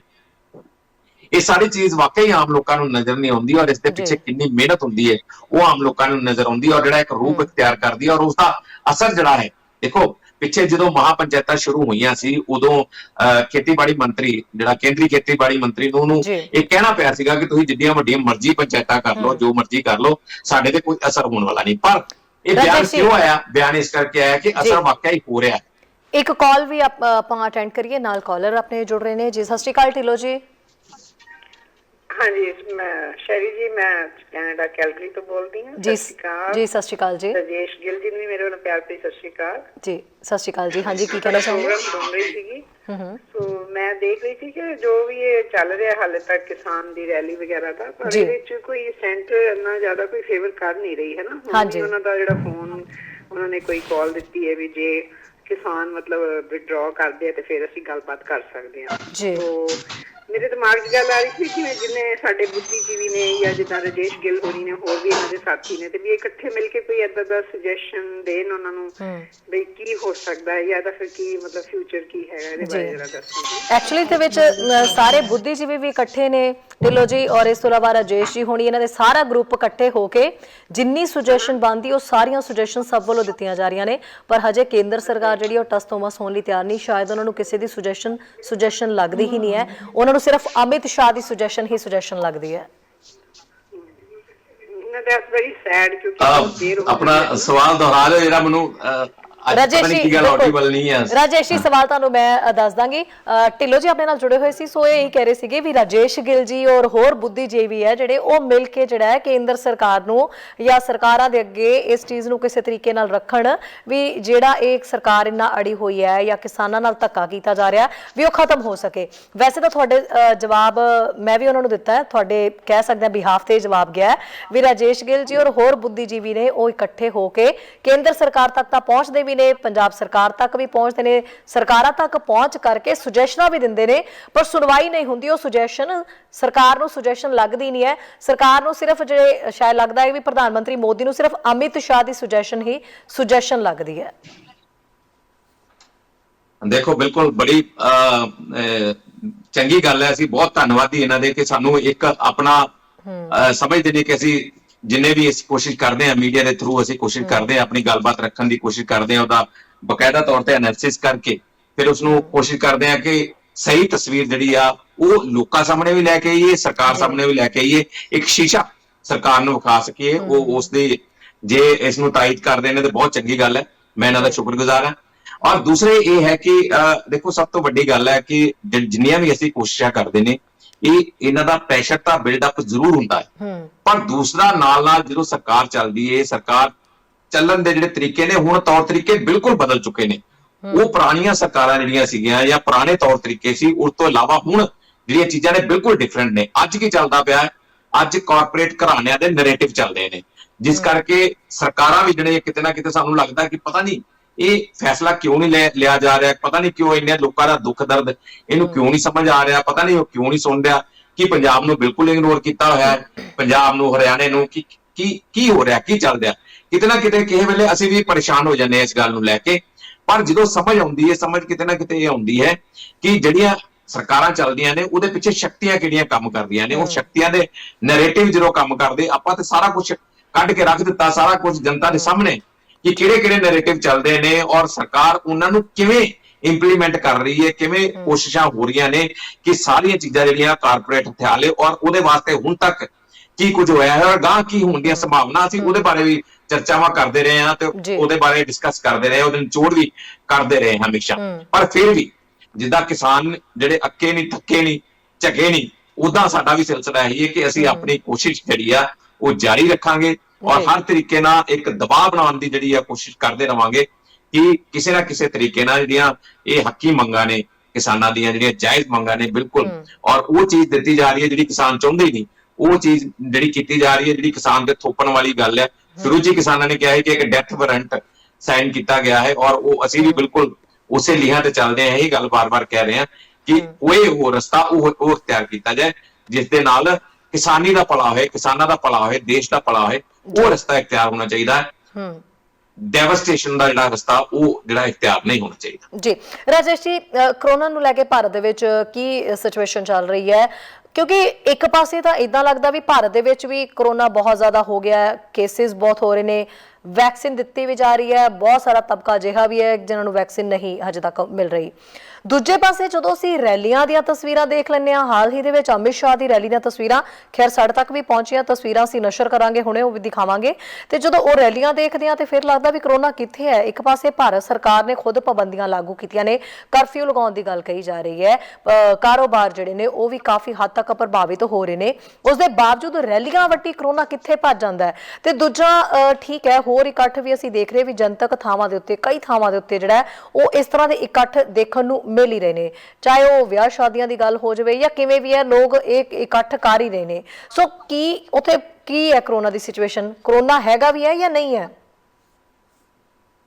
ਦੇਖੋ ਇਹ ਸਵਾਲ ਜਿਹੜਾ ਹਰ ਜ਼ਿਹਨ 'ਚ ਇਸ ਵੇਲੇ, ਹਰ ਦਿਮਾਗ ਦੇ ਵਿੱਚ ਇਹ ਸਵਾਲ ਹੈ, ਕਿਉਂਕਿ ਦੇਖੋ ਕਰੋਨਾ ਜਦੋਂ ਅਸੀਂ ਆਪਣੇ ਆਲੇ ਦੁਆਲੇ ਦੇਖਦੇ ਹਾਂ, ਆਪਣੇ ਆਲੇ ਦੁਆਲੇ ਝਾਤੀ ਮਾਰਦੇ ਹਾਂ, ਤਾਂ ਸਾਨੂੰ ਜਿਹੜਾ ਕਰੋਨਾ ਹੈ ਉਹ ਨਜ਼ਰ ਆਉਂਦਾ ਹੈ ਖਬਰਾਂ ਦੇ ਵਿੱਚ, ਉਹ ਨਜ਼ਰ ਆਉਂਦਾ ਹੈ ਵੱਡੀਆਂ ਹੈਡਲਾਈਨਸ ਦੇ ਵਿੱਚ ਕਿ ਅੱਜ ਮੈਂ ਅੰਮ੍ਰਿਤਸਰ ਦੀ ਗੱਲ ਕਰਾਂ, ਅੱਜ 300 ਤੋਂ ਉੱਪਰ ਕੇਸ ਕਰੋਨਾ ਪੋਜ਼ਿਟਿਵ ਆਏ ਨੇ ਔਰ 7 ਮੌਤਾਂ ਹੋ ਗਈਆਂ। ਇਹ ਸਿਲਸਿਲਾ ਰੋਜ਼ ਦਾ ਚੱਲ ਰਿਹਾ, ਰੋਜ਼ ਅੰਮ੍ਰਿਤਸਰ ਦੇ ਵਿੱਚ 300 ਦੇ ਕਰੀਬ ਕੇਸਿਸ ਪੋਜ਼ਿਟਿਵ ਸਾਹਮਣੇ ਆਉਂਦੇ ਨੇ ਤੇ 10, 11, 12 ਮੌਤਾਂ ਏਦਾਂ ਰੋਜ਼ ਹੋ ਰਹੀਆਂ ਨੇ।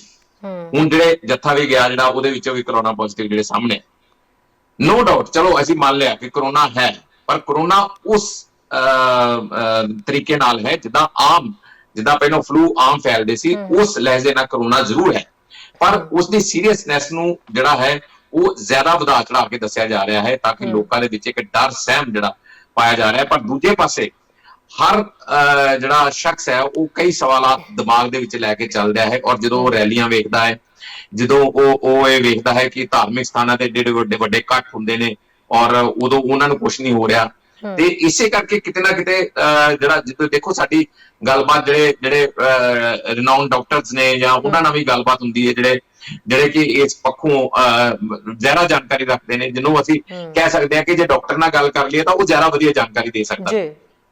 ਆਮ ਬੰਦੇ ਨਾਲ ਮੰਨਣਾ ਵੀ ਇਹੀ ਹੈ ਕਿ ਡਾਕਟਰ ਨਾਲ ਗੱਲ ਕਰੀਏ, ਡਾਕਟਰ ਜ਼ਿਆਦਾ ਵਧੀਆ ਜਾਣਕਾਰੀ ਦਿੰਦਾ। ਡਾਕਟਰਾਂ ਨਾਲ ਜਦੋਂ ਗੱਲ ਕਰੀਏ ਤਾਂ ਉਹਨਾਂ ਦੇ ਦਿਮਾਗ ਦੇ ਵਿੱਚ ਹੀ ਸਵਾਲ ਨੇ, ਇਹ ਨਹੀਂ ਕਹਿ ਸਕਦੇ ਕਿ ਉਹ ਬਿਲਕੁਲ 100% ਐਕੂਰੇਟ ਨੇ, ਕਿਉਂਕਿ ਜਦੋਂ ਉਹਨਾਂ ਨਾਲ ਇਸ ਤਰ੍ਹਾਂ ਆਮ ਬੰਦਾ ਜਦੋਂ ਗੱਲ ਕਰਦਾ, ਜਿਸ ਤਰ੍ਹਾਂ ਤੁਸੀਂ ਗੱਲ ਕਰ ਦਿੱਤੀ ਕਿ ਲਓ ਜੀ ਰੈਲੀਆਂ ਦੇ ਵਿੱਚ ਤਾਂ ਕਰੋਨਾ ਹੁੰਦਾ ਨਹੀਂ, ਜਾਂ ਕਹਿ ਲਓ ਜੀ ਜਿਹੜੇ ਇਕੱਠ ਹੁੰਦੇ ਨੇ ਉਹਨਾਂ ਦੇ ਵਿੱਚ ਤਾਂ ਕਰੋਨਾ ਹੁੰਦਾ ਨਹੀਂ, ਉਹਨਾਂ ਨੂੰ ਤਾਂ ਕੁਝ ਹੁੰਦਾ ਨਹੀਂ, ਸਾਨੂੰ ਕਿਸਾਨ ਐਡੀ ਵੱਡੀ ਮਾਤਰਾ ਦੇ ਵਿੱਚ ਉੱਥੇ ਇਕੱਠੇ ਨੇ। ਹੁਣ ਕਹਿਣ ਨੂੰ ਤੁਸੀਂ ਜੋ ਮਰਜ਼ੀ ਕਹੀ ਜਾਓ, ਹੁਣ ਇਸ ਵੇਲੇ ਇਹ ਗੱਲ ਚੱਲਦੀ ਹੈ ਕਿ ਕਰੋਨਾ ਜਿਹੜਾ ਪਿੰਡਾਂ ਵੱਲ ਨੂੰ ਵੱਧ ਗਿਆ। ਹੁਣ ਇੰਨੀ ਦੇਰ ਤੱਕ ਪਿੰਡਾਂ ਦੇ ਵਿੱਚ ਕਰੋਨਾ ਨਹੀਂ ਆਇਆ।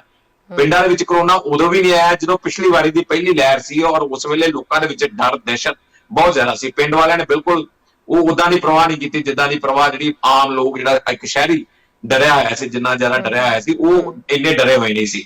ਪਰ ਹੁਣ ਇਸ ਵੇਲੇ ਜਿਹੜੀ ਗੱਲ ਚੱਲਦੀ ਹੈ, ਜਿਹੜੀ ਮੀਡੀਆ ਦੇ ਵਿੱਚ ਵੀ ਹੁਣ ਗੱਲ ਹੋਰ ਤੁਰੇਗੀ ਗਾ ਕਿ ਪਿੰਡਾਂ ਦੇ ਵਿੱਚ ਜਿਹੜੇ ਪਿੰਡਾਂ ਦੇ ਲੋਕ ਜਿਹੜੇ ਨੇ ਉਹ ਜ਼ਿਆਦਾ ਸ਼ਿਕਾਰ ਹੋ ਰਹੇ ਨੇ ਕਰੋਨਾ ਦੇ ਜੀ। ਸੋ ਜ਼ਾਹਿਰ ਤੌਰ ਤੇ ਦੇਖੋ ਇਹ 'ਚ ਮੈਂ ਤੇ ਇੱਕ ਗੱਲ ਸਾਫ਼ ਕਹਾਂਗਾ ਕਿ ਪੈਨਿਕ ਹੋਣ ਦੀ ਲੋੜ ਨਹੀਂ ਆ। ਠੀਕ ਹੈ, ਥੋੜੀਆਂ ਬਹੁਤੀਆਂ ਪ੍ਰੀਕਾਸ਼ਨਸ ਜ਼ਰੂਰ ਲਵੋ। ਜਿਸ ਤਰ੍ਹਾਂ ਤੁਸੀਂ ਆਮ ਫਲੂ ਦਾ ਬਚਾਅ ਕਰਦੇ ਹੋ, ਉਸ ਤੋਂ ਥੋੜਾ ਜਿਹਾ ਵੱਧ ਕੇ ਇਹਨੂੰ ਥੋੜਾ ਜਿਹਾ ਵੱਧ ਰਿਸਕੀ ਸਮਝੋ ਕਿ ਇਹਨੂੰ ਇਹ ਵਾਸਤੇ ਤੁਸੀਂ ਦੇਖੋ ਸਾਨੂੰ ਉਹ ਸ਼ਖਸ ਵੀ ਮਿਲਦੇ ਨੇ ਜਾਂ ਉਹਨਾਂ ਨਾਲ ਵੀ ਸਾਡੀ ਗੱਲਬਾਤ ਹੁੰਦੀ ਹੈ, ਭਾਵੇਂ ਫੋਨ ਤੇ ਗੱਲਬਾਤ ਹੁੰਦੀ ਹੈ, ਜਿਹੜੇ ਲੋਕ ਕਰੋਨਾ ਦਾ ਸ਼ਿਕਾਰ ਹੋਏ ਨੇ, ਪਰ ਉਹ ਜਿਹੜੀ ਹਕੀਕਤ ਜਦੋਂ ਬਿਆਨ ਕਰਦੇ ਨੇ, ਜਦੋਂ ਉਹ ਦੱਸਦੇ ਨੇ, ਆਪਣਾ ਦੁੱਖ ਦਰਦ ਬਿਆਨ ਕਰਨ ਦੀ ਕੋਸ਼ਿਸ਼ ਕਰਦੇ ਨੇ, ਕਿਤੇ ਨਾ ਕਿਤੇ ਯਕੀਨ ਵੀ ਹੁੰਦਾ ਹੈ ਕਿ ਵਾਕਿਆ ਇਹ ਆਪ ਬੀਤੀ ਹੱਡ ਬੀਤੀ ਸੁਣਾ ਰਹੇ। ਰਾਜੇਸ਼ ਜੀ ਕਾਲਰ ਵੀ ਜੁੜੇ ਨੇ ਆਪਣਾ, ਲੱਗਦਾ ਕਾਲਰ ਆ ਗਿਆ ਜੀ। ਸਤਿ ਸ਼੍ਰੀ ਅਕਾਲ ਜੀ। ਸਤਿ ਸ਼੍ਰੀ ਅਕਾਲ ਜੀ। ਜੀ ਸਰ, ਕੀ ਕਹਿਣਾ ਚਾਹੋਗੇ ਜੀ?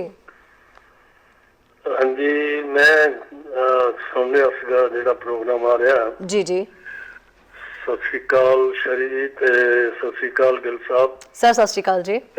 ਜੋ ਕੁਝ ਡਿਸਕਸ ਹੋ ਰਿਹਾ, ਪਹਿਲਾਂ ਤਾਂ ਕਰੋਨੇ ਬਾਰੇ ਗੱਲ ਕਰਨੀ ਚਾਹੁੰਦਾ ਕਿ ਕਰੋਨੇ ਨੂੰ ਜਿੰਨਾ ਰਾਜਨੀਤਿਕ ਬੰਦਿਆਂ ਨੇ ਇਹਨੂੰ ਮਿਸਯੂਜ਼ ਕਰਕੇ ਲੋਕਾਂ ਦੇ ਅੰਦਰਾਂ 'ਚ ਜੋ ਡਰ ਪਾ ਰਹੇ ਆ, ਮੇਰਾ ਖਿਆਲ ਹੈ ਇਹ ਸਭ ਤੋਂ ਵੱਡੀ ਗੱਲ ਆ ਕਿ ਇਹਨੂੰ ਜਿਹੜੇ ਰਾਸ਼ਟਰੀ ਪਾਰਟੀਆਂ ਆ ਉਹ ਇਹਨੂੰ ਮਿਸਯੂਜ਼ ਕਰ ਰਹੀਆਂ।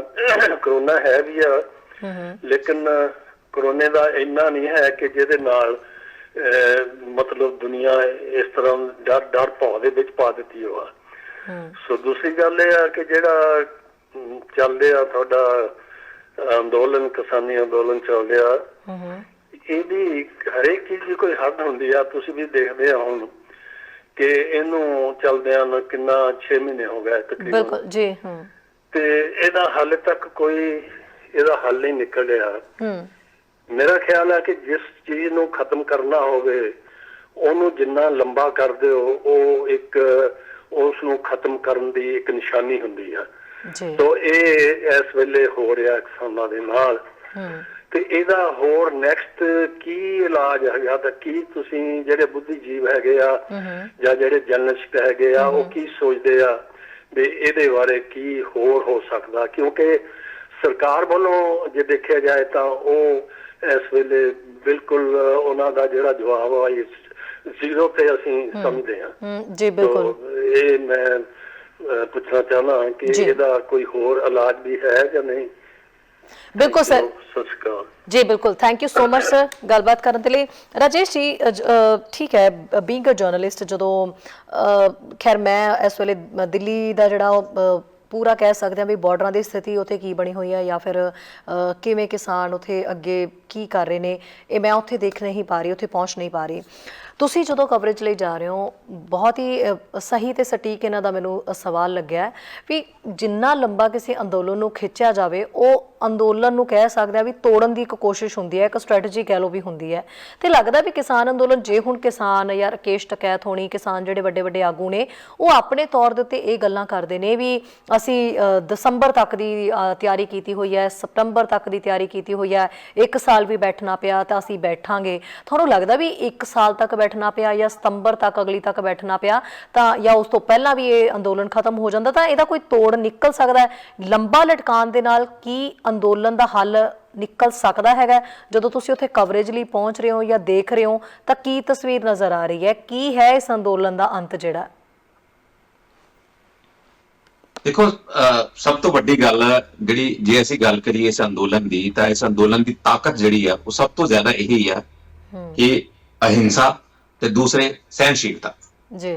ਉਹ ਸਹਿਨਸ਼ੀਲਤਾ ਦਰਸਾਉਣ ਵਾਸਤੇ ਹੀ ਇਹਨਾਂ ਨੇਤਾਵਾਂ ਵੱਲੋਂ, ਇਹਨਾਂ ਲੀਡਰਾਂ ਵੱਲੋਂ ਇਹ ਬਿਆਨਾਤ ਅਜਿਹੇ ਦਿੱਤੇ ਜਾਂਦੇ ਨੇ ਕਿ ਸਾਨੂੰ ਅਸੀਂ ਡੋਲ ਨਹੀਂ ਸਕਦੇ, ਅਸੀਂ ਅੱਕ ਨਹੀਂ ਥੱਕ ਸਕਦੇ, ਅਸੀਂ ਥੱਕ ਨਹੀਂ ਸਕਦੇ। ਇਹ ਚੀਜ਼ਾਂ ਕਰਕੇ ਹੀ ਇਹਨਾਂ ਵੱਲੋਂ ਇਹ ਬਿਆਨ ਦਿੱਤੇ ਜਾ ਰਹੇ ਨੇ। ਔਰ ਸਭ ਤੋਂ ਵੱਡੀ ਗੱਲ ਇਹ ਬਿਆਨ ਦੇਣ ਦਾ ਮਤਲਬ ਇਹ ਵੀ ਹੈ ਕਿ ਜਿਹੜੀਆਂ ਆਉਣ ਵਾਲੀਆਂ ਚੋਣਾਂ ਨੇ, ਜਿਹੜੀਆਂ ਕੇਂਦਰ ਦੀਆਂ ਚੋਣਾਂ ਨੇ, ਉਹਦੇ ਵੱਲ ਇਸ਼ਾਰਾ ਕਰਦੇ ਨੇ ਕਿ ਭਾਵੇਂ ਉਦੋਂ ਅਸੀਂ ਨਤੀਜਾ ਵਿਖਾਈਏ, ਉਦੋਂ ਤੱਕ ਅਸੀਂ ਬੈਠੇ ਰਹਾਂਗੇ ਕਿ ਇੱਕ ਵਾਰੀ ਤੁਹਾਨੂੰ ਨਤੀਜਾ ਵਿਖਾ ਕੇ ਜਾਵਾਂਗੇ। ਇਹ ਵੀ ਇੱਕ ਸੰਕੇਤ ਹੁੰਦਾ ਹੈ। ਪਰ ਸਭ ਤੋਂ ਵੱਡੀ ਗੱਲ ਇਹ ਹੁੰਦੀ ਹੈ ਕਿ ਜਿਹੜੇ ਕਿਸਾਨ ਆਗੂ ਬੈਠੇ ਹੁੰਦੇ ਨੇ ਜਾਂ ਜਿਹੜੇ ਵੀ ਅੰਦੋਲਨ ਕਰ ਰਹੇ ਹੁੰਦੇ ਨੇ, ਉਹਨਾਂ ਨੂੰ ਇਹ ਦਰਸਾਉਣਾ ਹੁੰਦਾ ਹੈ ਕਿ ਤੁਸੀਂ ਸਾਨੂੰ ਚੁਕਾ ਨਹੀਂ ਸਕਦੇ, ਭਾਵੇਂ ਜਿੰਨਾ ਮਰਜ਼ੀ ਲੰਮਾ ਸਮਾਂ ਸਾਨੂੰ ਬਿਠਾ ਲਓ, 1 ਸਾਲ 2 ਸਾਲ 4 ਸਾਲ 5 ਸਾਲ ਅਸੀਂ ਬਹਿਣ ਨੂੰ ਤਿਆਰ ਹਾਂ, ਅਸੀਂ ਪੂਰੀ ਤਿਆਰੀ ਕਰਕੇ ਬੈਠੇ ਨੇ।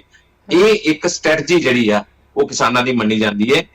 ਕਿਸਾਨਾਂ ਨੂੰ ਕੀ ਹੈ, ਅੱਜ ਜੇ ਤੁਸੀਂ ਕੋਈ ਹੱਲ ਕੱਢ ਦਿਓ, ਅੱਜ ਗੱਲਬਾਤ ਸ਼ੁਰੂ ਹੁੰਦੀ ਹੈ, ਤਾਂ ਉਹ ਜਿਹੜੀ ਕਿ ਗੱਲਬਾਤ ਸ਼ੁਰੂ ਹੋਣ ਤੇ ਜਦੋਂ ਕੋਈ ਨਾ ਕੋਈ ਗੱਲ ਸਾਹਮਣੇ ਆਉਂਦੀ ਹੈ, ਦੇਖੋ ਕਿੰਨਾ ਉਤਸ਼ਾਹ ਦੋਨੇ ਪਾਸੇ ਵੇਖਣ ਨੂੰ ਮਿਲਦਾ, ਕਿਵੇਂ ਕਿਸਾਨ ਜਿਹੜੇ ਨੇ ਉਹ ਮੀਟਿੰਗਾਂ ਦੇ ਵਿੱਚ ਜਾਂਦੇ ਨੇ ਔਰ ਬੜੇ ਕੌਨਫੀਡੈਂਸ ਨਾਲ ਜਾਂਦੇ ਨੇ। ਮੀਟਿੰਗਾਂ ਦੇ ਵਿੱਚ ਗੱਲਬਾਤ ਹੁੰਦੀ ਹੈ, ਹੁਣ ਤੇ ਚਲੋ ਡੈਡਲੌਕ ਬਣਿਆ ਹੋਇਆ, ਪਰ ਇਹ ਗੱਲ ਜ਼ਰੂਰ ਹੈ ਕਿ ਕਿਸਾਨਾਂ ਨੂੰ ਆਪਣੇ ਆਪ ਨੂੰ ਤੇ ਹੋਰ ਜਿਹੜੇ ਕਿਸਾਨ ਆਗੂ ਨੇ ਜਾਂ ਹੋਰ ਜਿਹੜੇ ਲੋਕ ਨੇ ਜਿਹੜੇ ਅੰਦੋਲਨ 'ਚ ਸ਼ਾਮਲ ਹੋਏ ਹੁੰਦੇ ਨੇ, ਉਹਨਾਂ ਨੂੰ ਲਾਮਬੰਦ ਕਰਨ ਵਾਸਤੇ, ਉਹਨਾਂ ਨੂੰ ਹੱਲਾਸ਼ੇਰੀ ਦੇਣ ਵਾਸਤੇ, ਤੇ ਦੂਜੇ ਪਾਸੇ ਸਰਕਾਰ ਨੂੰ ਇੱਕ ਸੰਦੇਸ਼ ਭੇਜਣ ਵਾਸਤੇ ਕਿ ਅਸੀਂ ਅੰਤਮ ਸਾਹ ਤੱਕ ਅਸੀਂ ਕਾਇਮ ਰਹਾਂਗੇ, ਅੰਤਮ ਸਾਹ ਤੱਕ ਅਸੀਂ ਮੰਗਾਂ ਮੰਨੇ ਬਿਨਾਂ ਪਿੱਛੇ ਨਹੀਂ ਹਟਣਾ, ਭਾਵੇਂ ਕਿੰਨੇ ਵੀ ਸਾਲ ਲੱਗ ਜਾਣ। ਸਿਰਫ ਤੇ ਸਿਰਫ ਇਹੀ ਹੁੰਦਾ ਹੈ, ਵਿੱਚੋਂ ਦਾ ਸਾਰ ਕੋਈ ਇਹ ਚਾਹੁੰਦਾ ਹੈ ਕਿ ਅੱਜ ਕੋਈ ਨਤੀਜਾ ਸਾਹਮਣੇ ਆ ਜਾਏ, ਅੱਜ ਧਰਨਾ ਚੁੱਕਿਆ ਜਾਵੇ।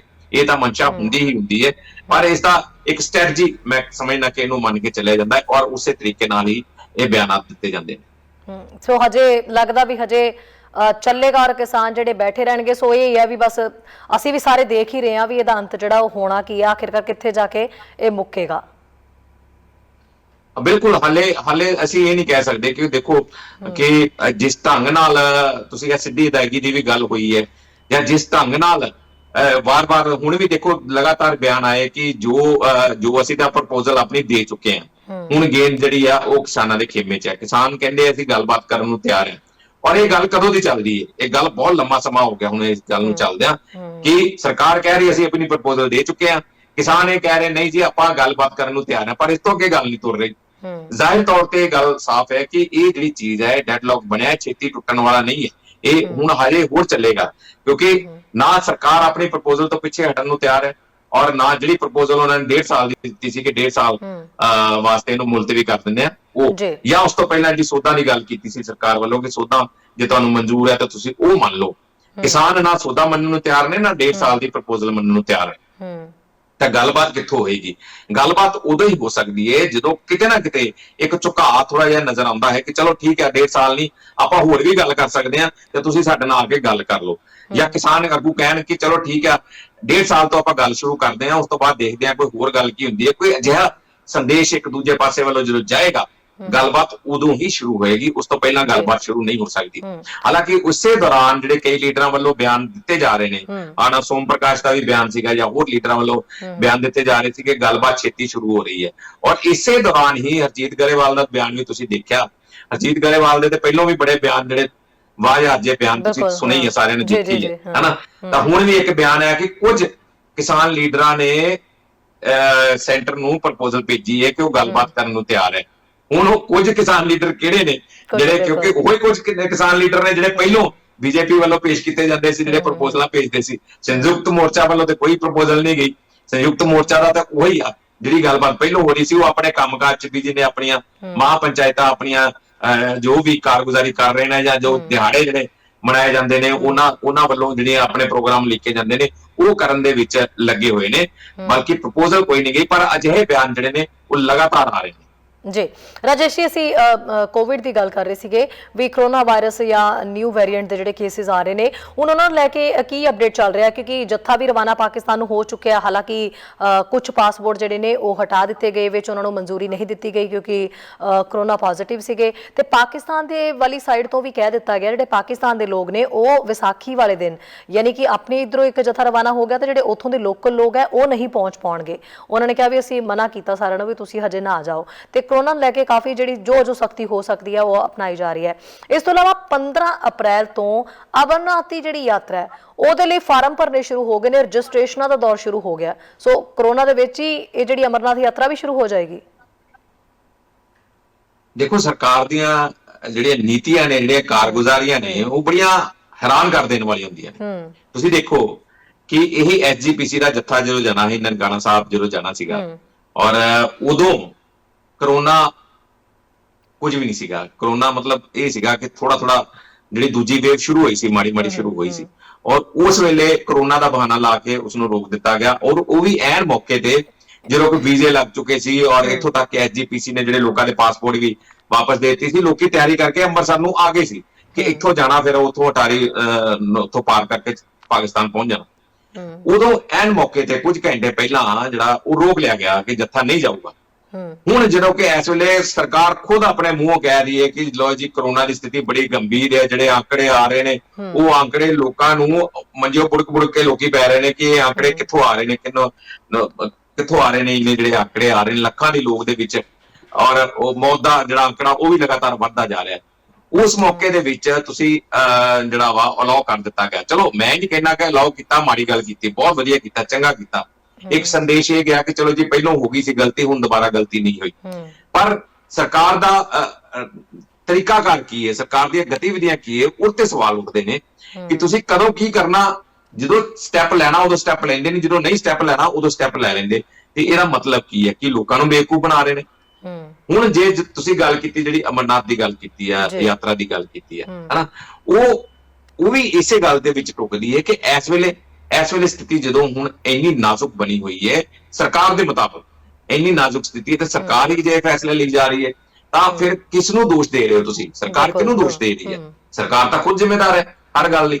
ਤਾਂ ਫਿਰ ਸਰਕਾਰ ਆਮ ਬੰਦੇ ਨੂੰ ਕਿਉਂ, ਆਮ ਬੰਦੇ ਨੂੰ 1000 ਰੁਪਏ ਦਾ ਜੁਰਮਾਨਾ ਕਿਉਂ, ਆਮ ਬੰਦੇ ਦੀ ਜਿਹੜੀ ਆ ਰੋਜ਼ੀ ਰੋਟੀ ਤੇ ਲੱਤ ਕਿਉਂ, ਆਮ ਬੰਦੇ ਦਾ ਜਿਹੜਾ ਹੈ ਉਹ ਇੰਨਾ ਜ਼ਿਆਦਾ ਨੁਕਸਾਨ ਪਹਿਲੀ ਵੇਵ ਚ ਹੋ ਚੁੱਕਿਆ, ਹੁਣ ਇਸ ਤੋਂ ਬਾਅਦ ਤੇ ਮਰਨਾ ਹੀ ਬਾਕੀ ਰਹਿ ਗਿਆ। ਤੇ ਕਿਉਂ ਇਸ ਤਰ੍ਹਾਂ ਹੋ ਰਿਹਾ, ਇਹ ਕਿਉਂ ਕੀਤਾ ਜਾ ਰਿਹਾ? ਇਹ तमाम ਸਵਾਲ ਜਿਹੜੇ ਨੇ ਇਹ ਸਰਕਾਰ ਦੀਆਂ ਕਾਰਗੁਜ਼ਾਰੀਆਂ ਤੇ ਖੜੇ ਹੁੰਦੇ ਨੇ, ਔਰ ਅਲਟੀਮੇਟਲੀ ਜਿਹੜੀ ਸਰਕਾਰ ਹੈ ਖੁਦ ਕਟਹਿਰੇ 'ਚ ਖੜੀ ਹੁੰਦੀ ਹੈ, ਨਾ ਕਿ ਆਮ ਬੰਦਾ।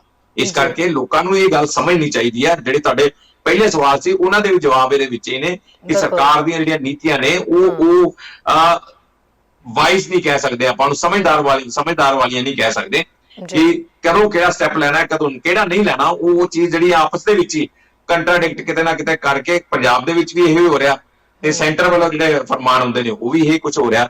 ਸੋ ਇਹ ਆਮ ਜਿਹੜਾ ਪਿਸ ਰਿਹਾ ਉਹ ਆਮ ਬੰਦਾ ਪਿਸ ਰਿਹਾ। ਜੀ ਬਿਲਕੁਲ ਰਾਜੇਸ਼ ਜੀ, ਬਹੁਤ ਬਹੁਤ ਸ਼ੁਕਰੀਆ ਜੀ तमाम ਜਾਣਕਾਰੀ ਜਿਹੜੀ ਹੈ ਉਹ ਸਾਂਝੀ ਕਰਨ ਦੇ ਲਈ। ਨਜ਼ਰ ਬਣਾਏ ਰੱਖਿਓ ਕਿਉਂਕਿ ਹੋਰ ਵੀ ਅਪਡੇਟਸ ਜਿਹੜੇ ਆ ਉਹ ਤੁਹਾਡੇ ਕੋਲੋਂ ਲੈਂਦੇ ਰਵਾਂਗੇ। ਬਹੁਤ ਬਹੁਤ ਧੰਨਵਾਦ ਜੀ ਸਾਰਿਆਂ ਦਾ ਜੀ।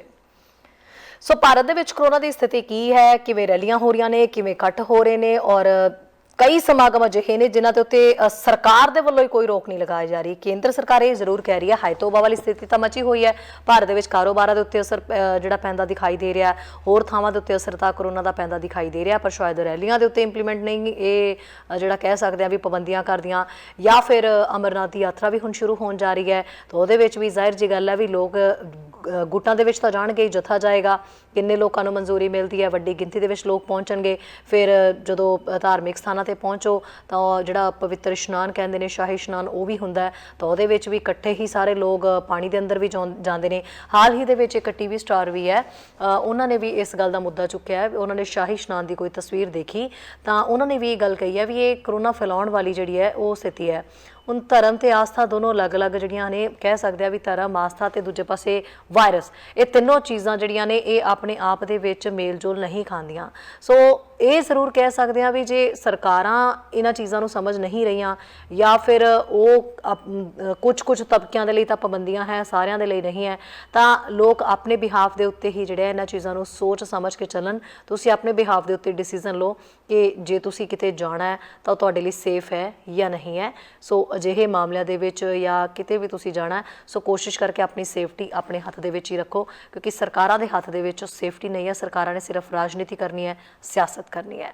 ਸੋ ਇਜਾਜ਼ਤ ਦਿਓ ਤੇ ਕੱਲ ਨੂੰ ਫਿਰ ਤੋਂ ਇਸੇ ਸਮੇਂ ਦ ਮਾਰਨਿੰਗ ਸ਼ੋਅ ਦੇ ਵਿੱਚ ਮਿਲਾਂਗੇ, ਬਹੁਤ ਸਾਰੀਆਂ ਗੱਲਾਂ ਬਾਤਾਂ ਕਰਾਂਗੇ। ਸਤਿ ਸ਼੍ਰੀ ਅਕਾਲ। ਸਾਡਾ ਹਰ ਇੱਕ ਪ੍ਰੋਗਰਾਮ ਦੇਖਣ ਤੇ ਸਾਡੇ ਨਾਲ ਜੁੜਨ ਲਈ ਸਬਸਕ੍ਰਾਈਬ ਕਰੋ ਚੈਨਲ ਪੰਜਾਬੀ। ਤੇ ਨੋਟੀਫਿਕੇਸ਼ਨ ਲਈ ਬੈਲ ਆਈਕਨ ਵਾਲੇ ਬਟਨ ਤੇ ਕਲਿੱਕ ਕਰੋ।